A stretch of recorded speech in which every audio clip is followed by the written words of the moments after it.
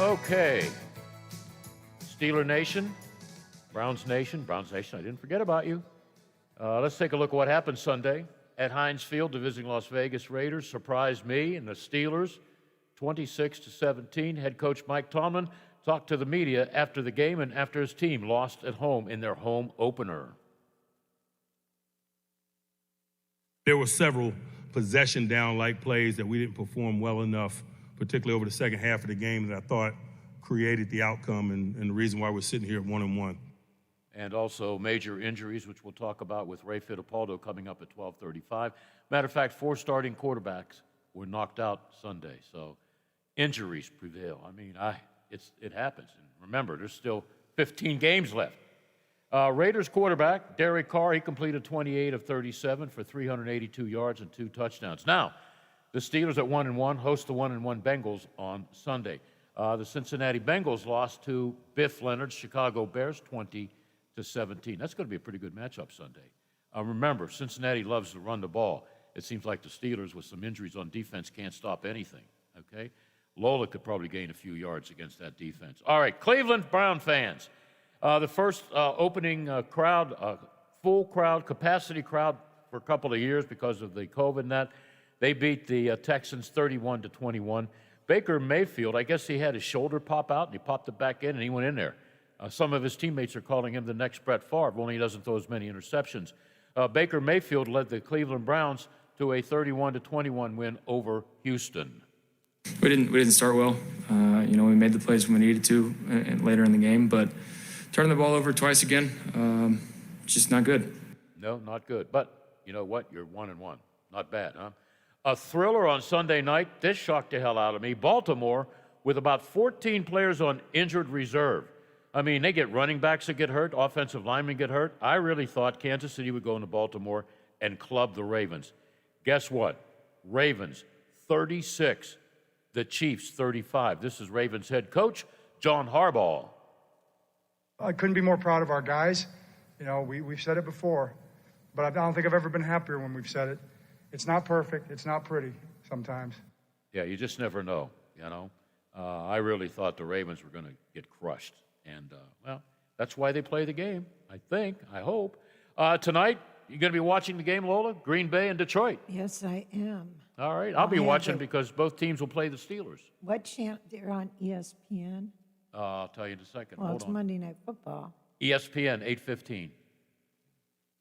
Because I also have the Tigers game on. Yeah. And I see ESPN, Detroit at Green Bay, ESPN2, Detroit at Green Bay, Monday Night Football with Peyton and Eli.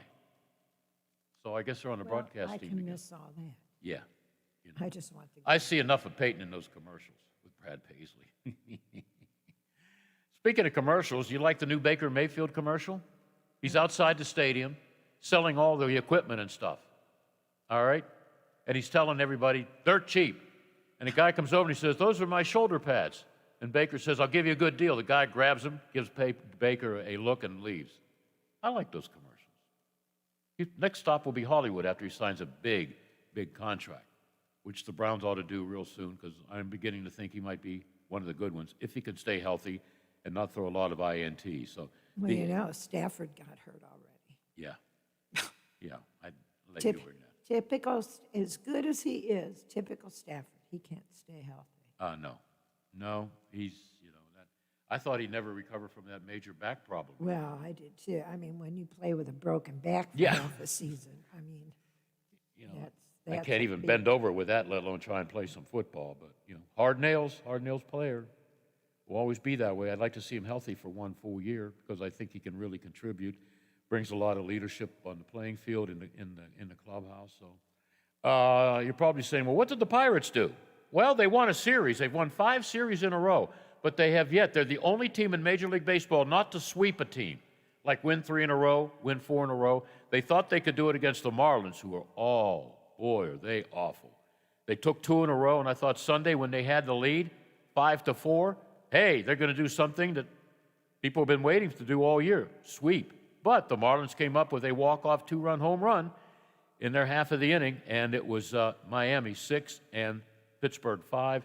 The Pirates are now, do they have 92 losses or 93? They probably don't even put the standings in the paper anymore. Yeah, we go. They're, I can't read that. Is that an 8 or a 6, Bill? Hold on, let's lift the glasses. Yeah. 56 and 93. I think it's 60-40 that they'll finish with 100 losses, according to the legend. They play the Reds. They've been spoilers for the Reds. The Reds, were up there with the wild card. They were like first or second team, and the Pirates, did a number on them a couple of games in a row. It's good to see that the Pirates are not, like, laying down. All these guys, the young ones, even that Hayes kid, they're doing well. They're trying. They're not giving up, which they could. And I like it when a team is, way off as far as wins and losses, but they want to beat a team that might not get into the playoffs because you beat them. The bad guys or awful guys beat the good guys. That's what's fun about sports. Can't wait till they play the game, right? Because you got to play the game. And there's a game tonight on Monday Night Football, Green Bay and Detroit. If Aaron Rodgers plays against Detroit like he played last week, the Lions with a W, okay? Go Detroit. Not a big Aaron Rodgers fan. We'll be right back. We got to take a break. We are the Variety Show. Coming up after the news break, we'll get all of the news, good and bad, and injury updates from Ray Fittipaldo right after this. Bill, Lola, and you on the Watchdog. The Metro News Update is brought to you by Thomas Auto Centers, Mall Road, St. Clairsville. Get the best deal at Thomas Auto Centers. West Virginia Metro News, I'm Carrie Hudasek. State health officials are considering moving 4 state-run nursing homes to the private sector. State DHHR Secretary Bill Crouch says selling licensed beds and then replacing with smaller new buildings would give patients better living conditions. They need light, they need outdoor activities, and these buildings don't provide all of the current modern accommodations that these folks need. The hospitals include Hopemont Hospital in Preston County, the John Manchin Senior Health Care Center in Fairmont, Lakin Hospital in Mason County, and the Jackie Withrow Hospital in Beckley.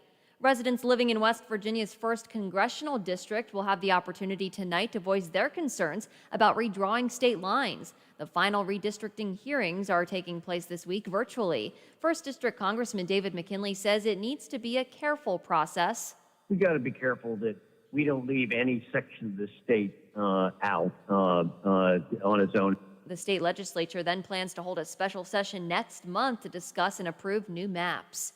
Members of the International Association of Firefighters Local 313 union plan to appeal a ruling that favors the city of Morgantown. A lawsuit first filed in June 2019 claims firefighters were only paid 12 hours for each holiday shift when they actually worked 24 hours. You can read more about the lawsuit at wvmetronews.com. You're listening to Metro News, the voice of West Virginia.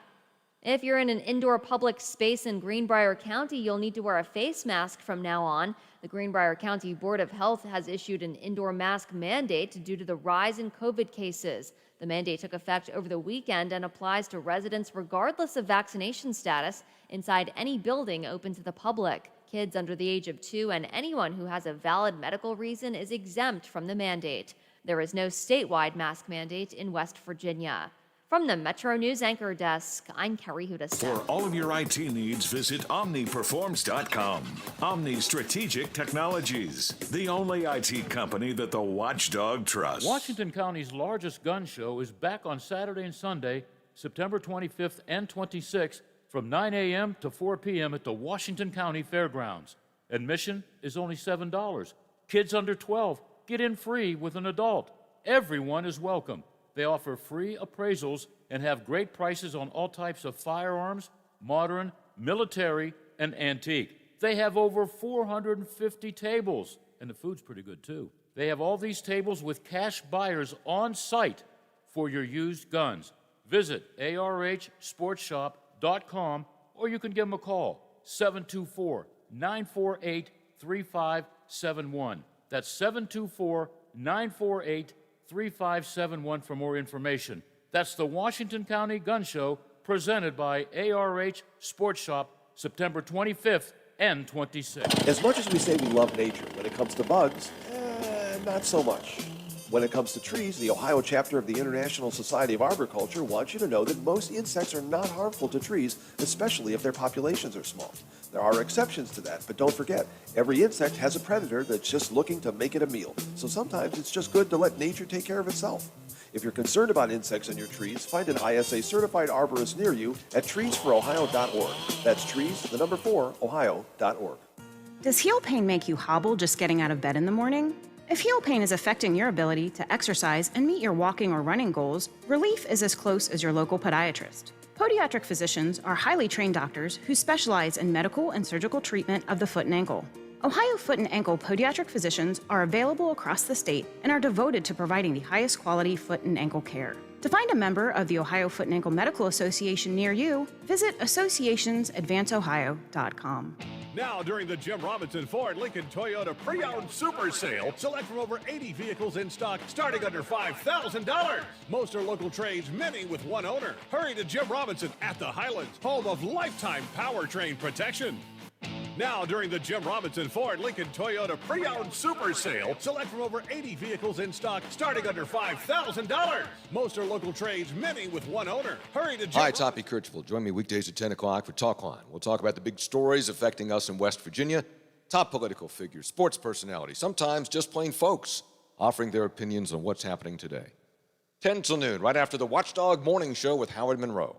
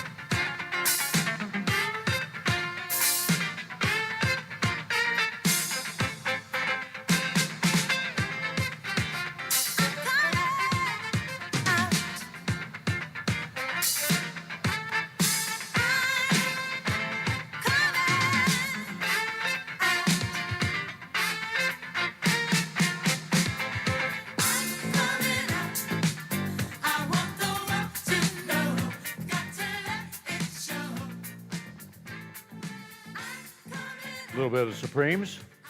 I think they were still the Supremes until Diana Ross left. Then it was Diana Ross. It was the Supremes, Diana Ross and the Supremes, and then the Supremes were without Diane. Okay? Diana, whatever. I got to see them in concert, too. Yeah, that was one I didn't want to see yet. It was really short. They played all their hits. They even come out for an encore. I love encores. Okay? We got an encore now after the Steeler game. There's a lot of ifs and buts about this team and what can they do, how many guys are hurt. But let me introduce to you the pride of Holy Cross. He was a happy trooper Saturday afternoon because his Holy Cross Crusaders beat Yale 20-17. I hate to tell you, Ray Fittipaldo, but I missed that one. I missed it too. I was busy, but I was glad to get the win. Yeah, I think they play my Army team this year. I don't know. You know, I don't. But Yale, that's cool. I did go. Remember the big, well, you wouldn't remember it. Was it 69? It was what, 38 or something, 37-37, Yale and Harvard? I do remember that game, yeah. I was there in the ugly, the stadium is still there. They still play there. And there weren't a whole lot of people there. And I thought even back then, isn't this like the biggest rivalry in the Ivy League? Where is everybody? Probably in the classroom, because you got to be a rocket science to get into Yale and Harvard. You know what I mean? Hello? We just lost him. He got zapped. We got zapped? Yeah. Should I try and call him back, or is he going to call us? Well, I don't know. I would think he would try and call back. Maybe put a tune on and I'll call him. Can you put a tune on for a few seconds? All right. Yeah, I heard that and I said, is that us or is that him?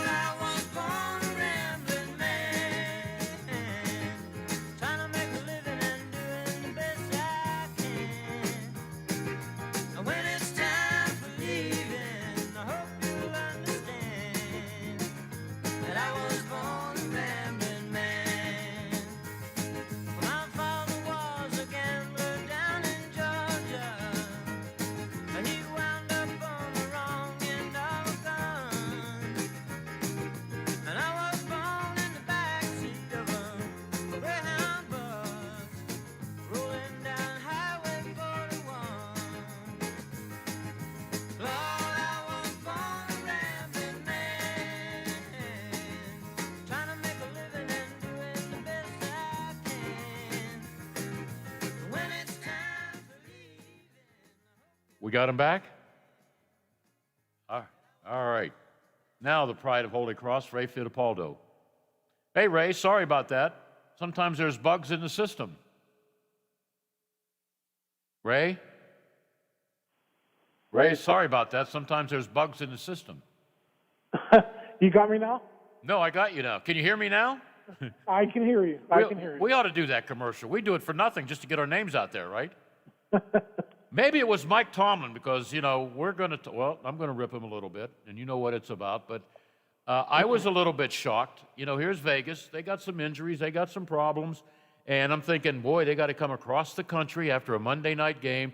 You know, all the bad things that can happen to a team on a Monday night football game, and then you got to travel around the globe, basically. And you know what? They look like the better team most of the time, a fresher team, and 26-17, Vegas. So everybody got excited about the Buffalo win. I don't think they're so excited today, are they? No, Bill. I mean, the Steelers really had it set up for themselves to get off to a good start. You know, you win your home game yesterday. You got another home game against the Bengals this week, but hey, the offense did them no favors yesterday. I know a lot of people are going to talk about Derek Carr and his 382 yards against that Steelers defense, and you know that's fair. You know, we could point out the issues that the secondary had against them, but to me, that game was lost in the first half when the Steelers could not generate any offense. They fell behind, and the Raiders controlled the game. So until they fix this offense, Bill, I think it's going to be more the same. I'm not saying they're going to lose every game that they're in, but I think every game's going to be close, and they're going to have a very small margin for error. Okay, Tomlin. Okay, there were a couple of coaching decisions. First of all, I thought he got outcoached by his good friend John Gruden. Okay. Second, you remember the 4th and 1 late in the game? Yes. I guess he doesn't have much confidence in the offense, right? That same scenario took place with the Ravens. You remember Lamar is looking over to Coach Harbaugh to go for it? Absolutely. And he went for it. I think Ben would have wanted to go for it. I mean, you got that. How big's Ben? 6'5"? 6'5", 230, 240 pounds. But you know, Bill, and I'm not defending Tomlin whatsoever, but Ben does not execute quarterback sneaks very well. I don't know how well he would be able to do it at age 39. Yeah, okay. I don't know what kind of confidence I would have in the running game either. Now, even with all those issues, with Ben not wanting to sneak, with the running game stinking the way it stunk, I still would have went for it. Yeah. You know, I would have asked my offensive coordinator, hey, come up with a play that can get us a half a yard here. He didn't do that. You know, his plan didn't work. They ended up losing by, 9 points, the same margin that they were losing by with 8.5 minutes to go. So, yeah, not one of Mike Tomlin's finest moments. I would have gone for it, but I certainly understand his trepidation given the issues with that running game and that offensive line. Okay, bad Mike Tomlin move late in the game. How many seconds left? 8? They're down behind. They're down by 9. They're not going to win. Why do you bring your quarterback back in? And then one of your wide receivers, Dante Johnson, he gets hurt on the play. Oh, yeah, he got a reception, 30 yards or so? Why put in your good guys? Just let the game go because you're not going to win it. No miracle. You take a chance putting your starters in there. Yeah, I agree with you, and we'll find out more about Johnson's knee tomorrow. The Steelers are off today, but Tomlin's going to do his weekly news conference tomorrow, and boy, that would be a tough loss for the Steelers if they lost Deontay Johnson. Well, they were really crippled with injuries on defense on Sunday. You know, Joe Hayden and Devin Bush couldn't play. They lose T.J. Watt and Tyson Alulu during the game. They're dealing with injuries on that side of the ball. Then when you factor in perhaps your best receiver, the guy who leads your team in receptions not playing this week against the Bengals, that could be a whole lot of trouble for the Steelers. Tyson Alulu, that's a broken ankle. He's out for the year, right? Yes, that's the way it looks. And did you know, I guess nobody knew because it happened Friday during practice with Hayden and Bush. Did you know anything about it? No, they practiced full on Wednesday and Thursday, so it had to happen early during practice. You know, Bush had a wrap around his groin area pretty early in practice. So I'm not sure when it happened or what happened, but you know how those soft tissue injuries are. You know, both Hayden and Bush are dealing with hamstring and groin injuries, and sometimes those take some time to heal. So I'm not sure if they're going to be available for this week against the Bengals. If they're not, their replacements, James Pierre and Robert Spillane, they're going to have to make sure they play better this week than they did on Sunday against the Raiders. Yeah, what's this soft tissue stuff with the groin? Is there a hard tissue too? I don't know. Well, it's they are some bothersome injuries for the Steelers right now because you got T.J. Watt going down with a groin injury too. Yeah, And if you don't take care of them, you know, you could have a worse scenario, you know? You just can't come back real quick and then you're done. If you tear a hamstring or tear a groin, you're done for 6 or 8 weeks. So I'm sure they'll be careful. They'll try to manage it. If they have to sit out again this week, they'll do that. But that's not going to help your chances of winning when you can't play without T.J. Watt. Yeah, well, I think I have soft tissue between my ears, you know? It's in the brain, whatever. Hey, how about that throw 61 yards for Carr late in the game? That was a gut one, you know? Yeah, gut punch. You know, Minka Fitzpatrick, who was the deep safety on that play, he bit on Darren Waller, the Raiders' top receiver. You know, the Steelers paid so much attention to him during that game, and it just, you know, it turns out their game plan kind of came back to haunt them there because Ruggs was able to get behind Akella Witherspoon, and really just, you know, a nice throw by Carr, but he was open by 3 or 4 steps, and it wasn't too hard for him to waltz into the end zone. So Fitzpatrick took the blame for that. You know, he says he has to do a better job and make sure he gets back there. But good play call by the Raiders, too. They knew the Steelers would be tempted to jump that route, and Fitzpatrick certainly did that. Did you hear the comment from Gruden after the game about, they asked him about the Steeler injuries, and he said, basically, I don't give a damn about them. We have our own problems. You know, he's right. All teams have injuries. And Gruden was telling the truth, you know. It's sad that, you know, all the players got hurt, but that's part of football. And, you know, Gruden's going through the same thing with injuries, you know. But I never thought that they would go across country after a Monday night game, which they won. That was a physical game, and they got to go across the country, you know, a short week, and play a Pittsburgh team opening day. Where have we seen this scenario before? Or is it just Tomlin has trouble with Vegas when they used to be the Raiders, too? The Oakland Raiders. Vegas, Oakland. I don't think Tomlin ever played them when they were in L.A., but it's kind of been a horror story for him every time that he's played the Raiders. I mean, Terrell Pryor wasn't a very good NFL quarterback, but Terrell Pryor beat the Steelers when he was quarterbacking the Raiders. I think that was way back in 2012 or 2013. So. And then the former Steelers, now a broadcaster, Bruce Gradkowski, beat them, right? They beat him at Heinz Field. That was back in 2009. Yeah. So there's another one. So it's, I mean, it's, I don't want to say it's inexplicable because, you know, those Raiders teams were pretty bad and those were more head scratchers than this one. I mean, this Raiders team actually looks like it might be decent. So I don't know that this is going to go down as a terrible loss at the end of the season. But again, Bill, like we talked about at the top, the game's at home. They're coming cross country. You got a chance to get to 2-0 and, you know, get some momentum early in the season. And the offense just didn't let it happen. They really hindered the Steelers' chances of being in that game with their slow start and their struggles against the Raiders defense. I never thought I'd say this, even though it's early in the season. The Raiders have a better record in the West than the Chiefs. Yeah, how about that? The Chiefs, 36-35 losers to the Ravens. Again, I mean, the NFL, such a small margin for error. You know, they're driving for the game-winning field goal late, and their running back fumbles the ball, and you know the Ravens win the game. So it's plays here and there. You know, if the Raiders don't complete that 61-yard pass to Ruggs, you know, the Steelers, as poorly as they played on offense, they would have had a chance to win that game. So that's the way it is in the NFL, Bill. You know, it comes down to key plays in the fourth quarter, and the Ravens made them last night, and the Steelers didn't yesterday afternoon. And the Ravens have, 14 people in IR? You know, they can't keep running something backs? Crazy. You know, because I thought for sure, that would be a nice win on the road for Kansas City. But I was wrong, you know. You never know if you'll play the game, a break here or there. Yeah, people say, well, the Chiefs lost a close one. It's still an L in that big column, 36-35. So much for some of the Chiefs talking about an unbeaten season, right?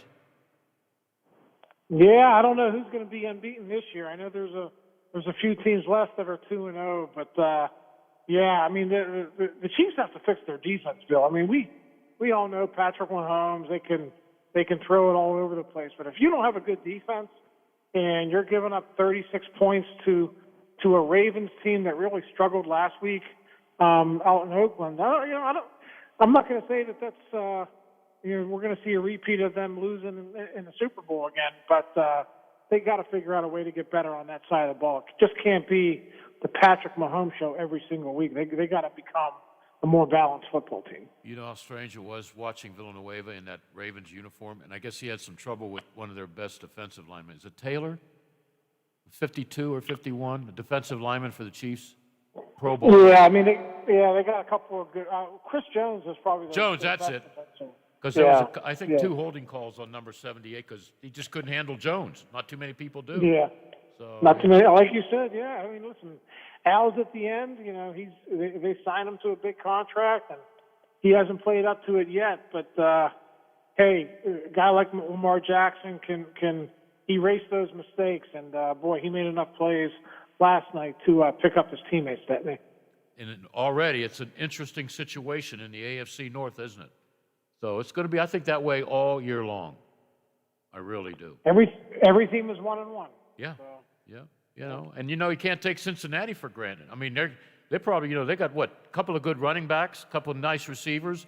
Joe Burrow, he's learning the system. The defense is not that bad, so I'm not going to count them out. But I can't see the Steelers lose. Well, yes, I can. 2 in a row at home, whatever. Then they go where, to Green Bay? They do. After what I've seen from this offense the last 2 weeks, this Steelers team can lose to anybody, anywhere. Until they fix their problems on offense, I don't think they're going to have any gimme wins, at least not in my mind. Okay. Come on, they can beat the Giants and the Jets. Benny and the Jets. Benny and the Jets. Okay. I was just thinking of some bad teams. Actually, there's, tonight I'll watch Detroit and Green Bay. You will too, because the Steelers go to Green Bay, and then Detroit comes to Pittsburgh. So, and I don't know too many players on the Detroit team. I know if Aaron Rodgers plays like he played last week, they're going to lose. So, yeah. But who knows? Every week is different. How about 4 starting quarterbacks getting hurt Sunday?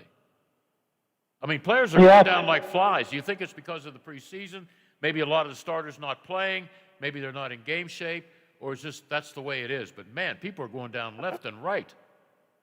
That's the way it is. It happens every year, Bill. And, boy, it's good they added a 17th game this year, right? I mean. Oh, yeah. Why don't we make it 20? Then everybody can get hurt. Yeah, go ahead, I mean, players. It's all about player safety, isn't it? No, it's about players' money. I mean, if the players say, well, you know what, we're going to give you guys a 20-game schedule, but we're going to make you billionaires instead of millionaires, and everybody's going to sign, oh, yeah, I got to have the money. Mm-hmm. I can't live on what they pay me. Give me a break. What's more important, money or your body, That's why all these players want guaranteed contracts now. Yeah. It would be a shame if the soft tissue was a big issue with T.J. Watt, and he's got to miss a few games, because when he was in there, he was causing problems, Yeah,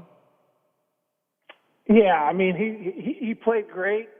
Other than Fitzpatrick's mistake at the end, Bill, I know there were a few plays here and there that they'd like to have back, but they kept the team in that game. I mean, as bad as the offense was, what was it, 16-14 early in the fourth quarter? The Steelers score a touchdown and, got a little bit of momentum. And it's anyone's game at that point.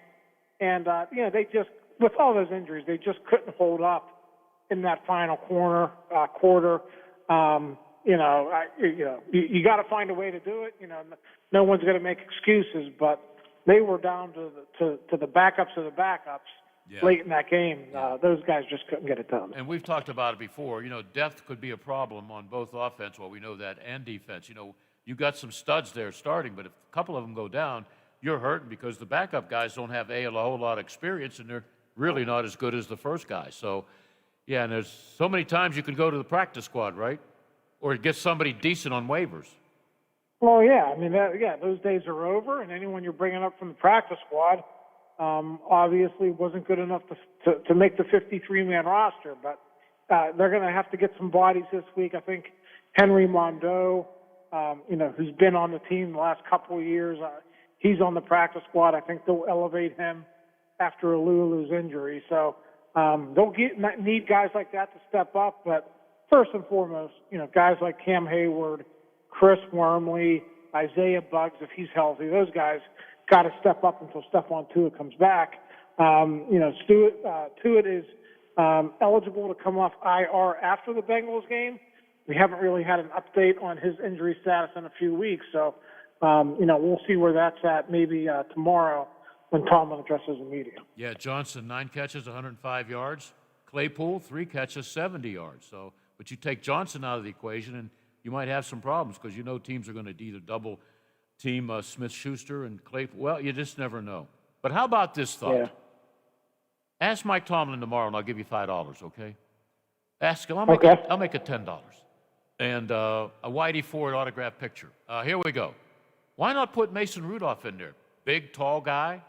Everybody's going to know that he's going to run the ball, but if he got a half a yard, make him, snap the ball, go over to the center. Does that sound too simple to do? Or is that going to hurt Ben's feelings? Yeah, I mean, they got to do anything they can do to try to help them, win a game. I don't know if Mason Rudolph is the answer. Maybe you get your best athlete out there and run the Wildcat and do what Lamar Jackson did yesterday. You pick a hole and you get the first down. I mean, I don't know that they have anyone like that on the roster. Obviously, no one like Lamar Jackson, but hey, give it to Cam Hayward. Put him back there like the refrigerator. Cam Hayward will get you more than a half a yard. Here's the bottom line, Bill. You have to have some play in your playbook to pull out at that point to get a half a yard. And I understand your running game's not any good. I understand that, but that's why you have an offensive coordinator. That's why you're paying that guy big money to come up with those types of plays. And to me, that really spoke volumes about what Mike Tomlin feels about this running game first and foremost. And I think overall, how he's feeling about Matt Canada's offense right now. Yeah, people expect a lot of things from Harris, but you know what? He's as good as your offensive line, and right now, that's not very good. What did he have yesterday? 10 carries for 38 yards. That's about 3 yards. Yeah, I don't know. Yeah, he contributed in the passing game. That 25-yard touchdown run was nice. Had a nice 9-yard run where he stiff-armed that guy to the ground. I mean, he contributed. It wasn't what you would like in the running game, but I think overall, Najee Harris is going to be a difference maker for this team, but he's not going to be the impact player that they need him to be until those issues on the line are ironed out. And quite honestly, I don't know when that's going to be. I bet on that 4th and a half a yard, a guy named Tom Brady would tuck it in. What do you think? I think a 46-year-old Tom Brady, whatever he is now, I think he would tuck it and get a half a yard. Yeah, he only had 5 touchdowns yesterday. He's got 9 on the year. Oh, my goodness. There's something wrong there. He might be from another planet, He's just remarkable. I mean, I know there's 15 games left. A lot of things can happen, but he's just one remarkable athlete, And now I see him on the new Subway commercial, okay? Like he needs the money, right, to promote things. And Gronkowski's trying to get, something from Progressive?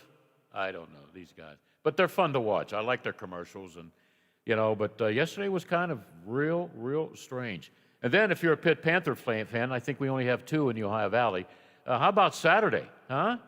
Gets no national championship this year, Pat Narduzzi. I'm not a big Narduzzi fan, and you know why. But that was ugly, too. That was really ugly. Well, not a good weekend at Heinz Field for the home teams, was it? No, it wasn't. But that's just the way it is. That's why they play the game. And Cincinnati ought to be interesting. And we'll talk to you later in the week. I'll listen to Mike Tomlin tomorrow because I'm not on the air from 12 to 1. So I'll either be laughing or saying, "You're right, Coach. You're right. I don't trust the running game either." Then he'll give us an injury report, and I hope it's something positive because you don't need bad injury reports this early in the season. Yeah, that'll be the most important thing tomorrow, who's healthy and who's not. Yeah, and, the Hayden and Bush, I'm surprised. Everybody I've talked to this morning, nobody knew anything about it until right before the game. Yeah. So, I don't know. All right, I'm going to do more homework on soft tissue, okay? Is that and I'll do it on hard tissue. Yeah, okay. All right, have fun. We'll talk to you later in the week. All right, see you, Bill. Okay, all right. So I guess that would be what's the hockey term? Lower body injury for TJ Watt? I mean, he was a stud out there at the beginning. The third play of the game? He had like a sack. I mean, he was all over. I mean, nobody could stop him. And then something did stop him. Groin. Oh, boy. And then the Tyson injury, a broken ankle, out for the year. No Hayden, no Bush. But as John Gruden would say, you know what? We all go through injuries. So nobody feels sorry for anybody. Nobody wants to see anybody seriously hurt. But you know what? Teams aren't going to go out there and say, we got to take it easy on these guys because they're hurt. No, they want to kick your ass. We'll be back with hour number 2. We're going to talk a little bit about baseball because on this date in 1969, there was a no-hitter thrown by the Pirates, not on the home turf.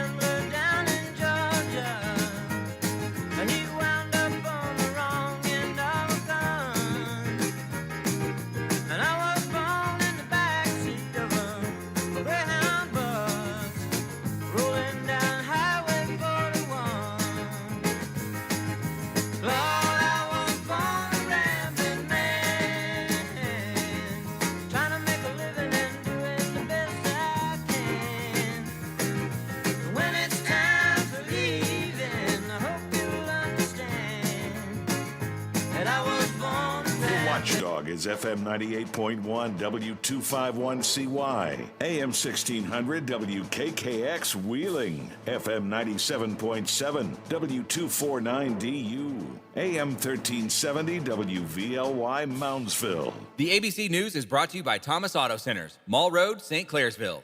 Get the best deal at Thomas Auto Centers. From ABC News, I'm Dave Packer. Vaccinated foreign travelers who test negative for COVID-19 will be able to fly to the U.S. starting in November. The announcement today from the White House. Aviation unions and trade groups are praising the Biden administration for lifting restrictions on incoming international air travel for those who are fully vaccinated. Airlines for America, the lobbying group that represents major U.S. airlines, is applauding the move, saying it is a positive step in our nation's recovery. The Association of Flight Attendants saying international travel is essential to the stability of their jobs and a full recovery of the U.S. airline industry. Alex Stone, ABC News. Pfizer says its COVID-19 vaccine is safe for children 5 to 11, expected to seek emergency use authorization. In Houston, police say 2 officers were executing a search warrant at an apartment complex this morning when a suspect opened fire. Mayor Sylvester Turner. William Bill Jeffries. A police officer with the city of Houston come December would have been 31 years. Unfortunately, he did not survive. Another officer wounded. Police say the suspect was killed in the fight with the officers. Also in Texas, the first group of migrants seeking asylum under a border area bridge arriving back in Haiti, the beginning of what could be the largest expulsion of migrants by the U.S. in decades. And Border Patrol sending reinforcements. 600 members of the Customs and Border Patrol being backed up by 1,000 Texas state troopers. Never seen a scene like this. We talked to Border Patrol officials who say, yes, we've seen all types of incidents play out here at the Texas border, but they have never seen anything like this. This community of Del Rio, a very small, tight-knit community here, says it is overwhelmed. ABC's Kenneth Moten. More deportation flights planned this week. 600 more U.S. border agents being sent to Texas to handle the crisis. You're listening to ABC News. It's been tough talking to my doctor about constipation with belly pain, discomfort, and bloating. I finally laid all my symptoms out there and how they keep coming back. She said I may have irritable bowel syndrome with constipation, or IBS-C. We agreed it's time to try something different. Linzess, or linaclotide, is a prescription medicine that treats IBS-C in adults. Linzess works differently than laxatives. It lets you have more frequent and complete bowel movements and helps relieve overall abdominal symptoms, belly pain, discomfort, and bloating. These symptoms were studied in combination, not individually. Do not give Linzess to children less than 6, and it should not be given to children 6 to less than 18. It may harm them. Do not take Linzess if you have a bowel blockage. Get immediate help if you develop unusual or severe stomach pain, especially with bloody or black stools. The most common side effect is diarrhea, sometimes severe. If it's severe, stop taking Linzess and call your doctor doctor right away. Other side effects include gas, stomach area pain, and swelling. There could be more to your story with IBS-C. Visit a doctor in person or online. Say yes to Linzess. Learn more at linzess.com or call 1-800-LINZESS. Sponsored by AbbVie and Ironwood Pharmaceuticals. Bob Woodward and Robert Costa, authors of the new book Peril, speaking to ABC News about former President Trump's final days in office. Costa giving new details on Mike Pence and the position the former president was in leading up to the Capitol riot on January 6th. He's with President Trump on January 5th, hours before the insurrection, and President Trump has this temptation of power. Wouldn't it be cool, he says to Vice President Pence, to have the power to decertify an election? Woodward and Costa also suggest Trump's senior military advisor, General Mark Milley, took precautions to prevent Trump from being able to launch a nuclear weapon or take military action. Another big win for Russian President Vladimir Putin's United Russia Party. It was not a surprising outcome. Vladimir Putin's party has retained its majority in Russia's parliament following 3 days of elections. With most votes counted, the party took around 49% of the vote, meaning it will keep its power to change Russia's constitution. The elections followed an intense crackdown on Kremlin critics, including allies of the jailed leader Alexei Navalny. Many opposition figures were kept off the ballot. There are allegations of widespread ballot rigging. Patrick Reevell, ABC News, Moscow. More gusty winds expected in Northern California as a wildfire threatens Sequoia National Park, home to some of the tallest and oldest trees in the world. A rough day on Wall Street, the Dow down 793 points. This is ABC News. Dell's semi-annual sale is the perfect opportunity for a significant business upgrade. Save up to 45% on Dell computers built for business with Windows 10 Pro. Plus, enjoy special pricing on Dell docks, monitors, servers, and more, all with easy financing options through Dell Financial Services. Succeed anywhere with Windows 10 Pro. Speak to a Dell Technologies advisor today to find the right tech for your business with fast, free shipping. Call 877-ASK-DELL. That's 877-ASK-DELL. Dave Packer, ABC News. This is ONN. On the Ohio News Network, I'm Daniel Barnett. Federal authorities are investigating the second fatal crash of an amateur-built aircraft this month in the vicinity of a municipal airport in northeastern Ohio.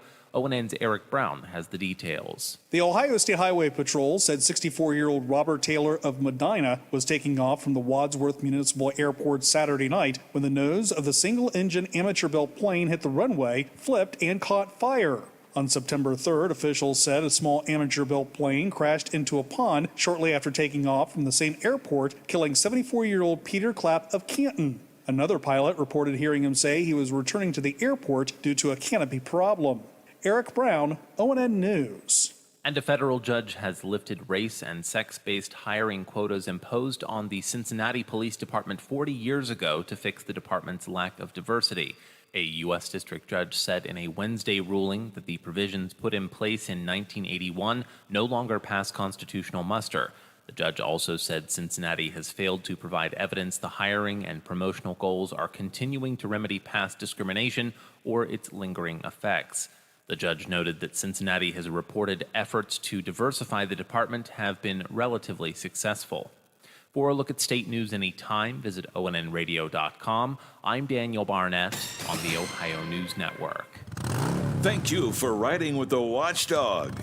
Live and local, just the way you like it. Toyotas are known for reliability, value, and our large selection of all-wheel drive vehicles for those unexpected weather conditions. Like a gas model RAV4, right now with $500 cash back. Or a 22 Corolla with $500 cash back. Or go with a stylish Camry with up to $1,250 total cash allowance. Visit buyatoyota.com and find a dealer near you. You can take cash back or apply toward down payment. Offers may vary for hybrid models. See your dealer for details. Offers end October 4th. Toyota. Let's go places. Quaker Steak and Lube at the Highlands is the perfect place to relax after a long day. Happy hour from 3 to 6 Monday through Friday. Get $2 off appetizers, $3 off domestic drafts, and house wine specials. Quaker Steak and Lube, voted Best Wings USA. Quaker Steak and Lube at the Highlands with another steal of a deal. Get a steak burger and fries all day Monday for only $8.99. It's also Military Mondays. The Lube will take 25% off for all veterans, active duty military, and first responders. Quaker Steak and Lube, voted Best Wings USA. Babies come with lots of decisions. Cloth or disposable? crib or bassinet? So when it comes to protection, go with the safest, most effective choice, vaccination. Get all the recommended vaccines for your baby by age 2 to protect your child against 14 serious childhood diseases. For more reasons to vaccinate, talk to your child's doctor. Go to cdc.gov/vaccines or call 800-CDC-INFO. A message from the Centers for Disease Control and Prevention. Hello, everyone. From the Watchdog, I'm the Storm Tracker, Darnell Foster. With a look at your local weather forecast for your Monday. Clouds, limited sunshine, a daytime high of 82. Overnight low of 64 degrees, partly cloudy skies.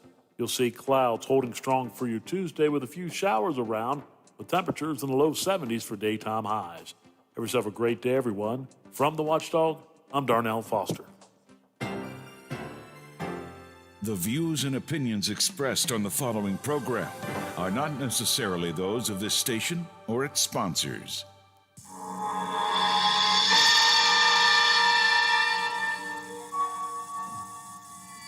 There is nothing wrong with your television set. Do not attempt to adjust the picture. We are controlling transmission. If we wish to make it louder, we will bring up the volume. If we wish to make it softer, we will tune it to a whisper. We will control the horizontal. We will control the vertical. We can roll the image, make it flutter. We can change the focus to a soft blur, or sharpen it to crystal clarity. For the next hour, sit quietly and we will control all that you see and hear. We repeat, there is nothing wrong with your television set. You are about to participate in a great adventure. You are about to experience the awe and mystery which reaches from the inner mind to the outer limits. Now it's time for Bill DeFabio on AM 1600 WKKX, The Watchdog. Tax the rich, feed the poor, tell there are no rich no more.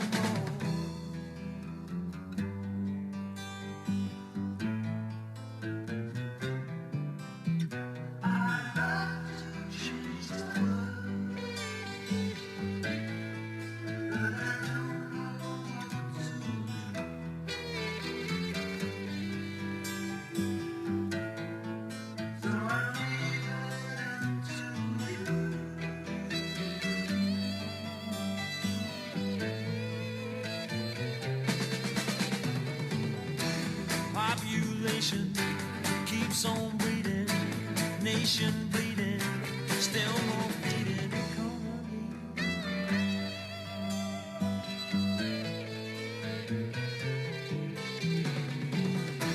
Life is funny, skies are sunny, bees make honey. A little bit of Alvin Lee, the lead singer for 10 Years After.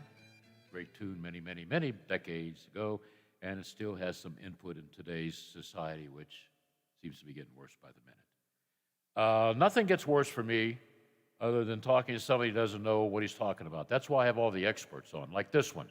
He didn't invent the game of baseball, but he certainly knows a lot about it. And today we're going to talk about a couple of things, not the Pirates at 56 and 93, although I will ask you, John Parado of Associated Press, that's right, big-time Associated Press reporter. Will the Pirates lose 100 games? I have a $20 bet with a friend who's a big fan of baseball and that, and he doesn't think the Pirates, he thinks the Pirates cannot do it, and I think they will. They only have to lose 7 more games. How many games are left, 16?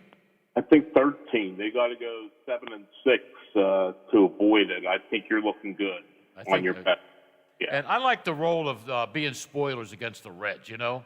I've never liked the Reds since they were a dirty team in the 70s fighting the Pirates all the time, although they were the big red machine. But I think it's great that a team, you know, I think Miami plays, they can't wait to get off the playing field and start again next year.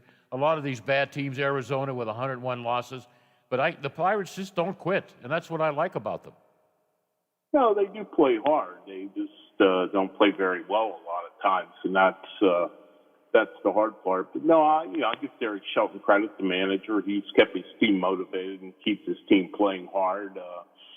the bottom line, though, Bill, is, and I think if you gave Derek Shelton Troop serum and How about a couple of beers? yeah, that too. I think he'd admit that. I mean, his team's outmanned. They're just not as good as most other teams. They just don't have the talent, and you can hustle and you can show heart and be scrappy and everything, but eventually at the big league level, you've got to have talent to win, and they just don't have that at this point. Yeah, but even the worst teams, well, they're one of the worst teams. The team that really sucks, they at least sweep the other team a series. The Pirates haven't done that yet.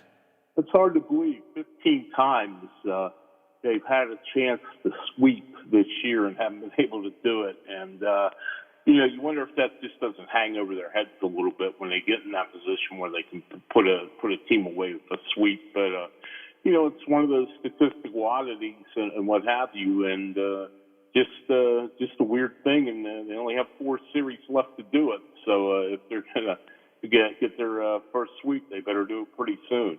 And, if they lose 100 games or more, they won't be the only ones. I look at my handy-dandy schedule. Baltimore already has 102. Texas might get over 100. They have 94 losses. Here we go. Arizona, 48 and 101. Pittsburgh with 93.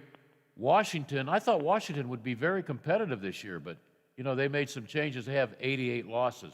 So there's a chance that a total of 4 teams could lose 100 or more games. That's awful. You know what I mean? That's bad. Yeah, that's not good. And that's kind of the way the system's set up now. If you're in baseball, it's the way Major League Baseball's set up. If you're not good, there's no reason to make the playoffs and get the extra money that comes from being in the playoffs. Then you might as well be terrible, because if you go 80 and 82, 81 and 81, you don't really get anything. You don't get any extra money for that. No. And you don't get any draft picks, any extra money to sign players out of Latin America. So if you're going to be good, you might as well just be terrible under this system and try to get as high a draft pick as you can get each year. Yeah, that makes sense. Or maybe like football, the number 1 draft pick, right? Yeah, exactly. And I think that's why you see teams that know they aren't going to win this year just try to lose as many as they can. And, I know I hate to make that acquisition that teams are losing on purpose, and I don't think teams are necessarily throwing individual games to try to lose, but I think they're putting together less than their best team in an attempt to lose as many games as possible. Okay, I'm a big fan of John Wayner. I thought he was one of Jim Leland's not only good friends, but a guy that can play any position. Probably pitch if you ask him to. And he understands baseball. He's like Bob Walk. Both those guys I really like. He says that Mr. Hayes is the best third baseman he has seen since watching baseball. But did he watch baseball back in the 60s and 70s when we had a couple of good third basemen named Mike Schmidt and Brooks Robinson? Are we ready to put Hayes in that category? I'm not ready yet after, basically 1 year and change in the big leagues. But I will say this. He's awfully good. He's awfully smooth. He has good range to both left and his right. He plays balls when he has to come in on slow rollers really well. He has an accurate arm. He catches pop-ups well. There really isn't any weaknesses in this defensive game. And, you have Nolan Arenado from the Cardinals, who's won, I believe, 6 or 7 Gold Gloves now in his career. I don't know if Hayes is ready to knock him quite off that perch yet, but he is awfully, awfully good. And the thing that impresses me most about it is just how smooth he looks. He never looks like he's rattled defensively at all. And even the plays that, obviously are hard for most third basemen, he really makes look easy. Yeah, he's actually fun to watch, Even if you throw one near his head, he just shrugs it off, smiles, and then gets a base hit or a double or a triple or whatever. He's fun to watch, So barring injuries, we should enjoy him for how many years? 4? Then he'll probably be gone? Yeah, probably. His father, Charlie, I covered Charlie when he played here back about 25 years ago now. Yeah. Didn't he play on a Yankees World Series team? Yeah, he did. In fact, he got traded that year in '96 and ended up catching last out of the '96 World Series for the Yankees. But Charlie's insistent that Key Bryan wants to be on the ground floor of all this rebuilding. He wants to be the guy they build around. Now, Key Bryan's a very, very quiet kid, and he doesn't say much of anything. No. But his dad, his dad insisted that his boy wants to be here long term and he wants to be the leader, and he would love to sign a long-term contract now if your neighbor down the street would be willing. Well, my neighbor down the street's the Washington Wild Things. There you go. And they're in a championship game. Well, how about that? At least Western Pennsylvania have one decent pro team this year. They went out. They had to win 2 out of 3 in Aquip, Quebec. And that was a long bus trip and everything. They had to go through all kinds of crap with the Canadian border. And I didn't expect them to take 2 out of 3. Next thing I know, they're going to play Schaumburg Boomers. First 2 games, Tuesday and Wednesday at Schaumburg, which I think is south of Chicago. I'm not sure. Then they come home Friday, Saturday, and Sunday. All they got to do is win 1 on the road, and maybe we'll have a championship. Of course, I'm not allowed to mention anything during PA or anything that the team has never won a championship, and I understand all of that. But we could have a championship celebrated in Washington. Now, we had the championship game played a couple of years ago, and they lost a key game 5. So, they're due. They've never won a championship. And, they have some experience. This kid they brought in, Whalen, struck out 11. He played in the major leagues. How about this? He pitched for Atlanta. His only win, are you ready for this? Okay. Against the Pirates. Of course. Rob Whalen. They just picked him out of the air. The coach saw he was available, and he got him. And I'll tell you what, he struck out 11 in the win yesterday. He was not hittable at all.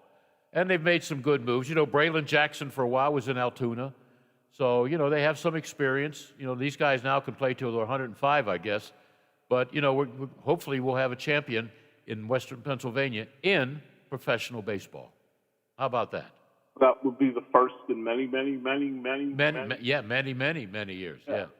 All right, we talked about Wayner. I won't disagree with him, but I think down the road, I got to watch Hayes for a few more years before I put him up there with Brooks Robinson. And, Mike Schmidt was a decent third baseman, but I always thought Brooks was the best. I didn't get to see Pie Traynor. Was he a third baseman? Yes, but I don't. Did you cover him? Yeah, he was a very nice young fellow. Yeah. Do you remember Who Can? American. Yeah, he was the spokesperson for Studio Wrestling. Absolutely, a little cartoon voice. Yeah. Face. Yeah. Why do we remember these things and we don't know what happened a couple weeks ago? I know. It's amazing. All right. Today's a no-hitter history day. You ready? Mm-hmm. You probably didn't know, did you? Bob Moose? No, I didn't realize it was the anniversary, no. Yeah, it happened on this date in 1969. Not a whole lot of people at Shea Stadium, but they got to see Bob Moose, the Pirate right-hander, threw a no-hitter. The Buccos defeated the New York Mets, who went on that year to beat the mighty Orioles in the World Series. Final score 4-0 at Shea Stadium. Moose struck out 6, walked 3. Now, I was looking back. I thought, there was never a no-hitter thrown at Forbes Field. And I think the closest was Bob Moose when 6 2/3 back in 68. Wow. And I thought 66, remember the guy who was supposed to be the next left-handed Sandy Koufax? Well, he was about as good as the left-hander Lola Miller. Remember Luke Walker? Sure. He was a stud for a few weeks. A few He weeks. was. Yeah. I think he had a 2-hitter through 8 innings. That was about the closest. And then the first guy to have it at, I was ready to say Forbes Field, not Forbes Field, but Three River Stadium was Bob Gibson in 1971. A sparse. Yeah, I was there for that when I was a little kid, yep. Yeah, no, that was a sparse crowd, but everybody I run into, I was there, Bill. Yeah, I was. It's honest to God's truth. I'm not making Yeah, that but up. how many, was there more than 11,000? I looked that up on the internet one time, and I want to say they had a pretty good crowd. It was a Saturday night. Oh, okay. All So right. they might have had over 20,000 for that game, and but you know what happened in that Bob Moose no-hitter, which it's totally overlooked in that game. Willie Stargell with his only stolen base of the year and only one of 17 in his career in the same game. Wow. And then was replaced late in the game by Johnny the Jet Jeter in left field as a defensive replacement. I remember Jeter, yeah. Not related to Derek Jeter, but I didn't know about that move with Stargell. It takes him a half hour to get to first base. I know. I'd like to see the film of him stealing a base because like I said, he only stole 17 bases, and I think he played 21 or 22 years in the big leagues. Yeah. Yeah, boy, that's an interesting side note. I like that. I kind of jumped out of the box score after I talked to you earlier this morning and looked up the box score from that game. I was like, wow, stolen base. Yeah, who was pitching for the Mets? Because they had Kuzman, they had Seaver, they had a couple other guys, Gary Gentry that was good, and a young Nolan Ryan. Young Nolan Ryan. Gary Gentry pitched the first 6 innings, and another young guy went on to have a really good career. Tug McGraw pitched the last 3 innings. And his son, famous guitarist, right, and singer Tim McGraw. Absolutely. Yeah, I have a baseball at home. I have a baseball at home. It's got to be worth something. I did a little survey, and every time I saw the team, or I'd go to Cleveland, Mighty Joe Wallace, Tug McGraw. It's a flake ball. There were a lot of flakes back then. And there's about 7 signatures there. I think 5 of them are dead. But all the flakes that would come into Three River Stadium, I did a no-no. I had them sign the ball. And they said, well, who are these guys? I said, they're flakes like you. And I remember Tugger saying, I'm happy to sign this because I'm a little bit different. And I goes, I know Tugger. Well, he came out with that thing, what was it, early 69, when nobody expected the Miracle Mets to overtake the Chicago Cubs. You know, when the Cubs had that big lead? He had that line, gotta believe. You remember that? Yeah. Well, you know what killed the Cubs that year? They had the big lead, 9 games by August 18th? It was the black cat that ran on the field, stood in front of the Cubs dugout, and looked at all the guys. With Ron Santo in a batter's circle going, oh, no. Because you know how superstitious these guys are. Oh, yeah. So Chicago's had problems. The black cat, the kid in left field that caught the foul ball. You know, he was almost killed by fans in the Cubs. Remember that? What was his name? Steve Bartman. Yeah, he moved out of town. Yeah. The Cubs wanted to bring him back like 20 years later. He goes, I'm not showing up at that place. Mm-mm. I mean, the kid would have done anything me and you would have done. Oh, absolutely. You know? And then what's his name was swearing? Former Pirate, Moises Alou?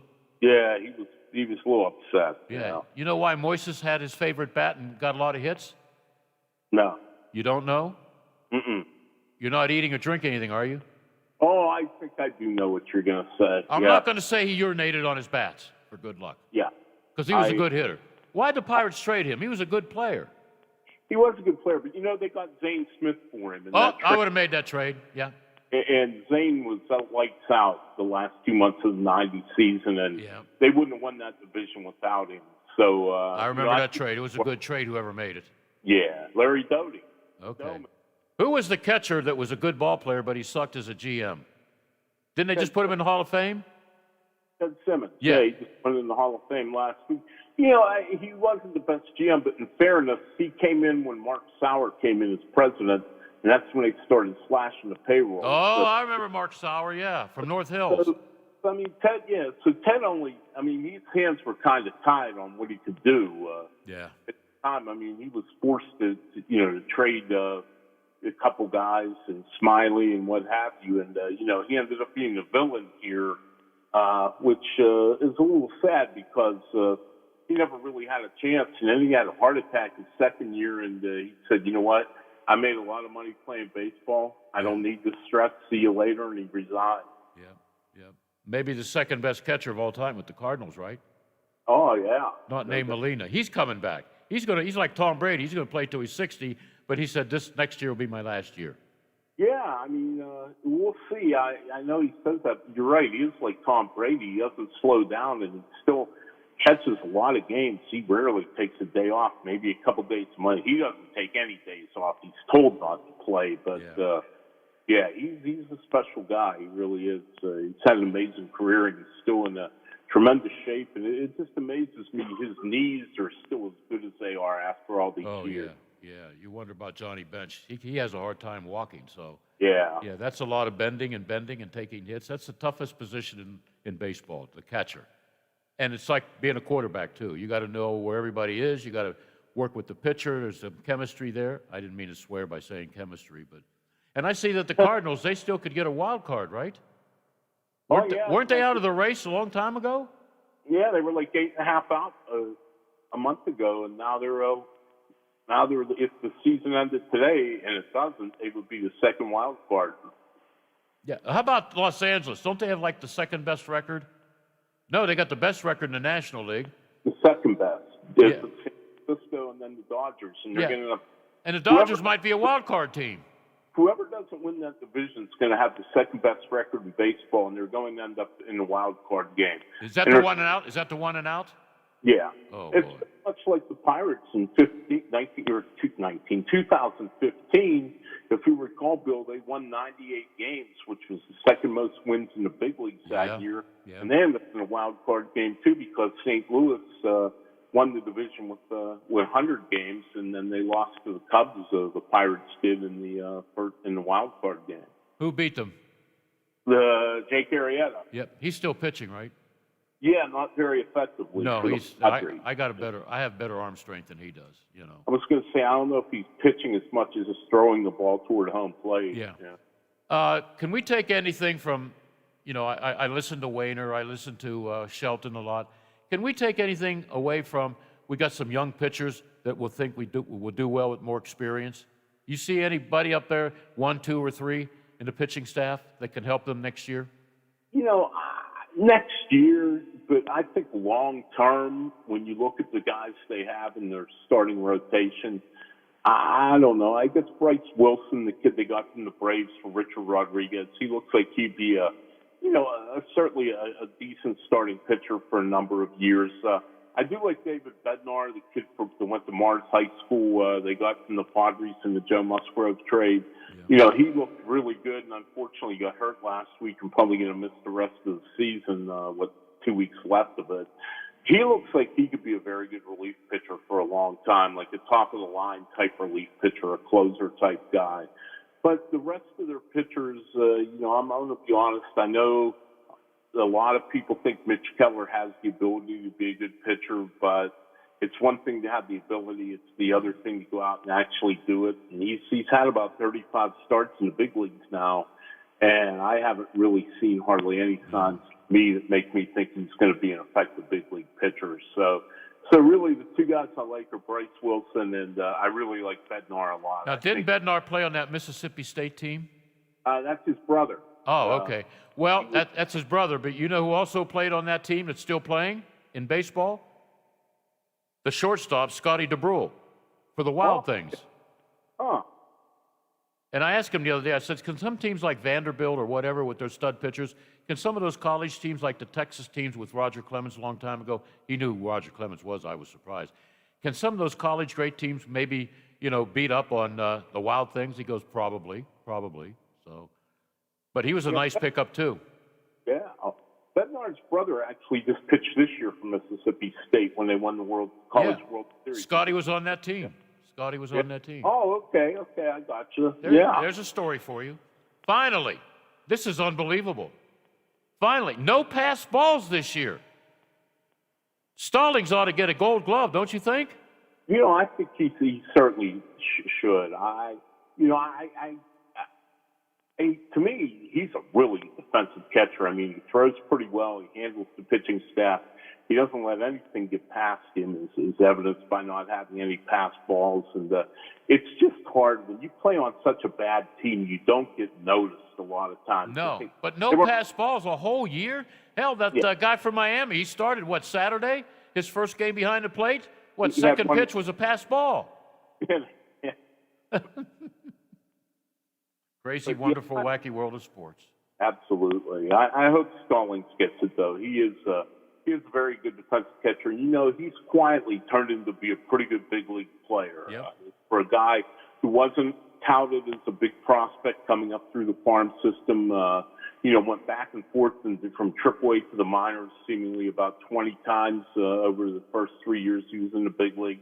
Yeah, he's turned himself into a good player. Yep, well, it should be very interesting. So we can still talk a lot of things. I found that thing with Bob Moose, and I said, I ought to talk to my man John about no-hitters and that. And I want to ask him about what Wayner thinks of Hayes, best he's ever seen. And Wayner's seen some good third basemen. So I'll wait a couple of years before I compare him to number 5, Brooks Robinson. But it's good stuff to talk about. You know what I mean? It is. Maybe next time we talk, they'll sweep somebody. Maybe. Get out the vacuum cleaner, right? Well, when do you plan on talking to me again? Like 2023 or? Well, that's okay. And maybe I'll say, my good friend John Parado, because the guy down the street listens, you know who he is. He thinks the Pirates ought to make a major deal and send some good players for Aaron Judge. Aaron Judge would sell tickets at PNC Park. I've always said that. If you're not going to have a good team, have somebody. Have a stud. Absolutely. Everybody can wear number 99, you know? Like the Ralph Kiner thing back in the late 40s and early 50s. The Pirates didn't have good teams, but they had him of people. They had some of their best attendance years ever at Ford Field with some of the worst teams because of Ralph Kiner. And Dale Long, remember? 7 or 8 games in a row, he hit a home run. Absolutely. All right, John, always a pleasure talking to you. The pride and joy of Beaver County, all right? All right. Thank you, man. Talk to you soon. Be safe and be healthy. Thanks. We'll see you soon. Yeah, always stuff to talk about the Pirates. Somebody, we'll take a break, Lola. This has to do with your Lions if they upset the Packers. A $25 wager. Let's take the break, Lola, and we'll talk right after the break. Lola, Bill, yeah, we're the odd couple, but we love each other from 12 to 3. We are the Variety Show, AM 1600. The Metro News Update is brought to you by Thomas Auto Centers, Mall Road, St. Clairsville. Get the best deal at Thomas Auto Centers. West Virginia Metro News, I'm Carrie Hudasek. State health officials are considering moving 4 state-run nursing homes to the private sector. State DHHR Secretary Bill Crouch says selling licensed beds and then replacing with smaller new buildings would give patients better living conditions. They need light, they need outdoor activities, and these buildings don't provide all of the current modern accommodations that these folks need. The hospitals include Hopemont Hospital in Preston County, the John Manchin Senior Health Care Center in Fairmont, Lakin Hospital in Mason County, and the Jackie Withrow Hospital in Beckley. Residents living in West Virginia's 1st Congressional District will have the opportunity tonight to voice their concerns about redrawing state lines. The final redistricting hearings are taking place this week virtually. 1st District Congressman David McKinley says it needs to be a careful process. We got to be careful that we don't leave any section of the state out on its own. The state legislature then plans to hold a special session next month to discuss and approve new maps. Members of the International Association of Firefighters Local 313 union plan to appeal a ruling that favors the city of Morgantown. A lawsuit first filed in June 2019 claims firefighters were only paid 12 hours for each holiday shift when they actually worked 24 hours. You can read more about the lawsuit at wvmetronews.com. You're listening to Metro News, the voice of West Virginia. If you're in an indoor public space in Greenbrier County, you'll need to wear a face mask from now on. The Greenbrier County Board of Health has issued an indoor mask mandate due to the rise in COVID cases. The mandate took effect over the weekend and applies to residents regardless of vaccination status inside any building open to the public. Kids under the age of 2 and anyone who has a valid medical reason is exempt from the mandate. There is no statewide mask mandate in West Virginia. From the Metro News Anchor Desk, I'm Carrie Hudasek. AutomotiveMap.com presents the Sports Flash, powered by The Score on The Watchdog. I'm John Thayer.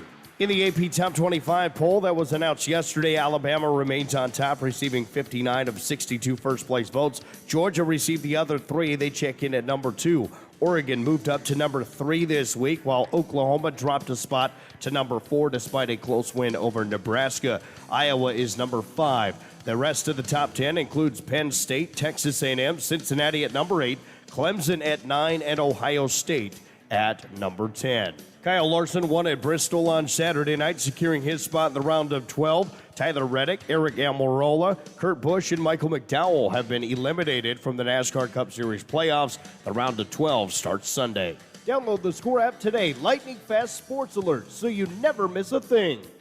I'm John Thayer with the Sports Flash, powered by The Score on The Watchdog.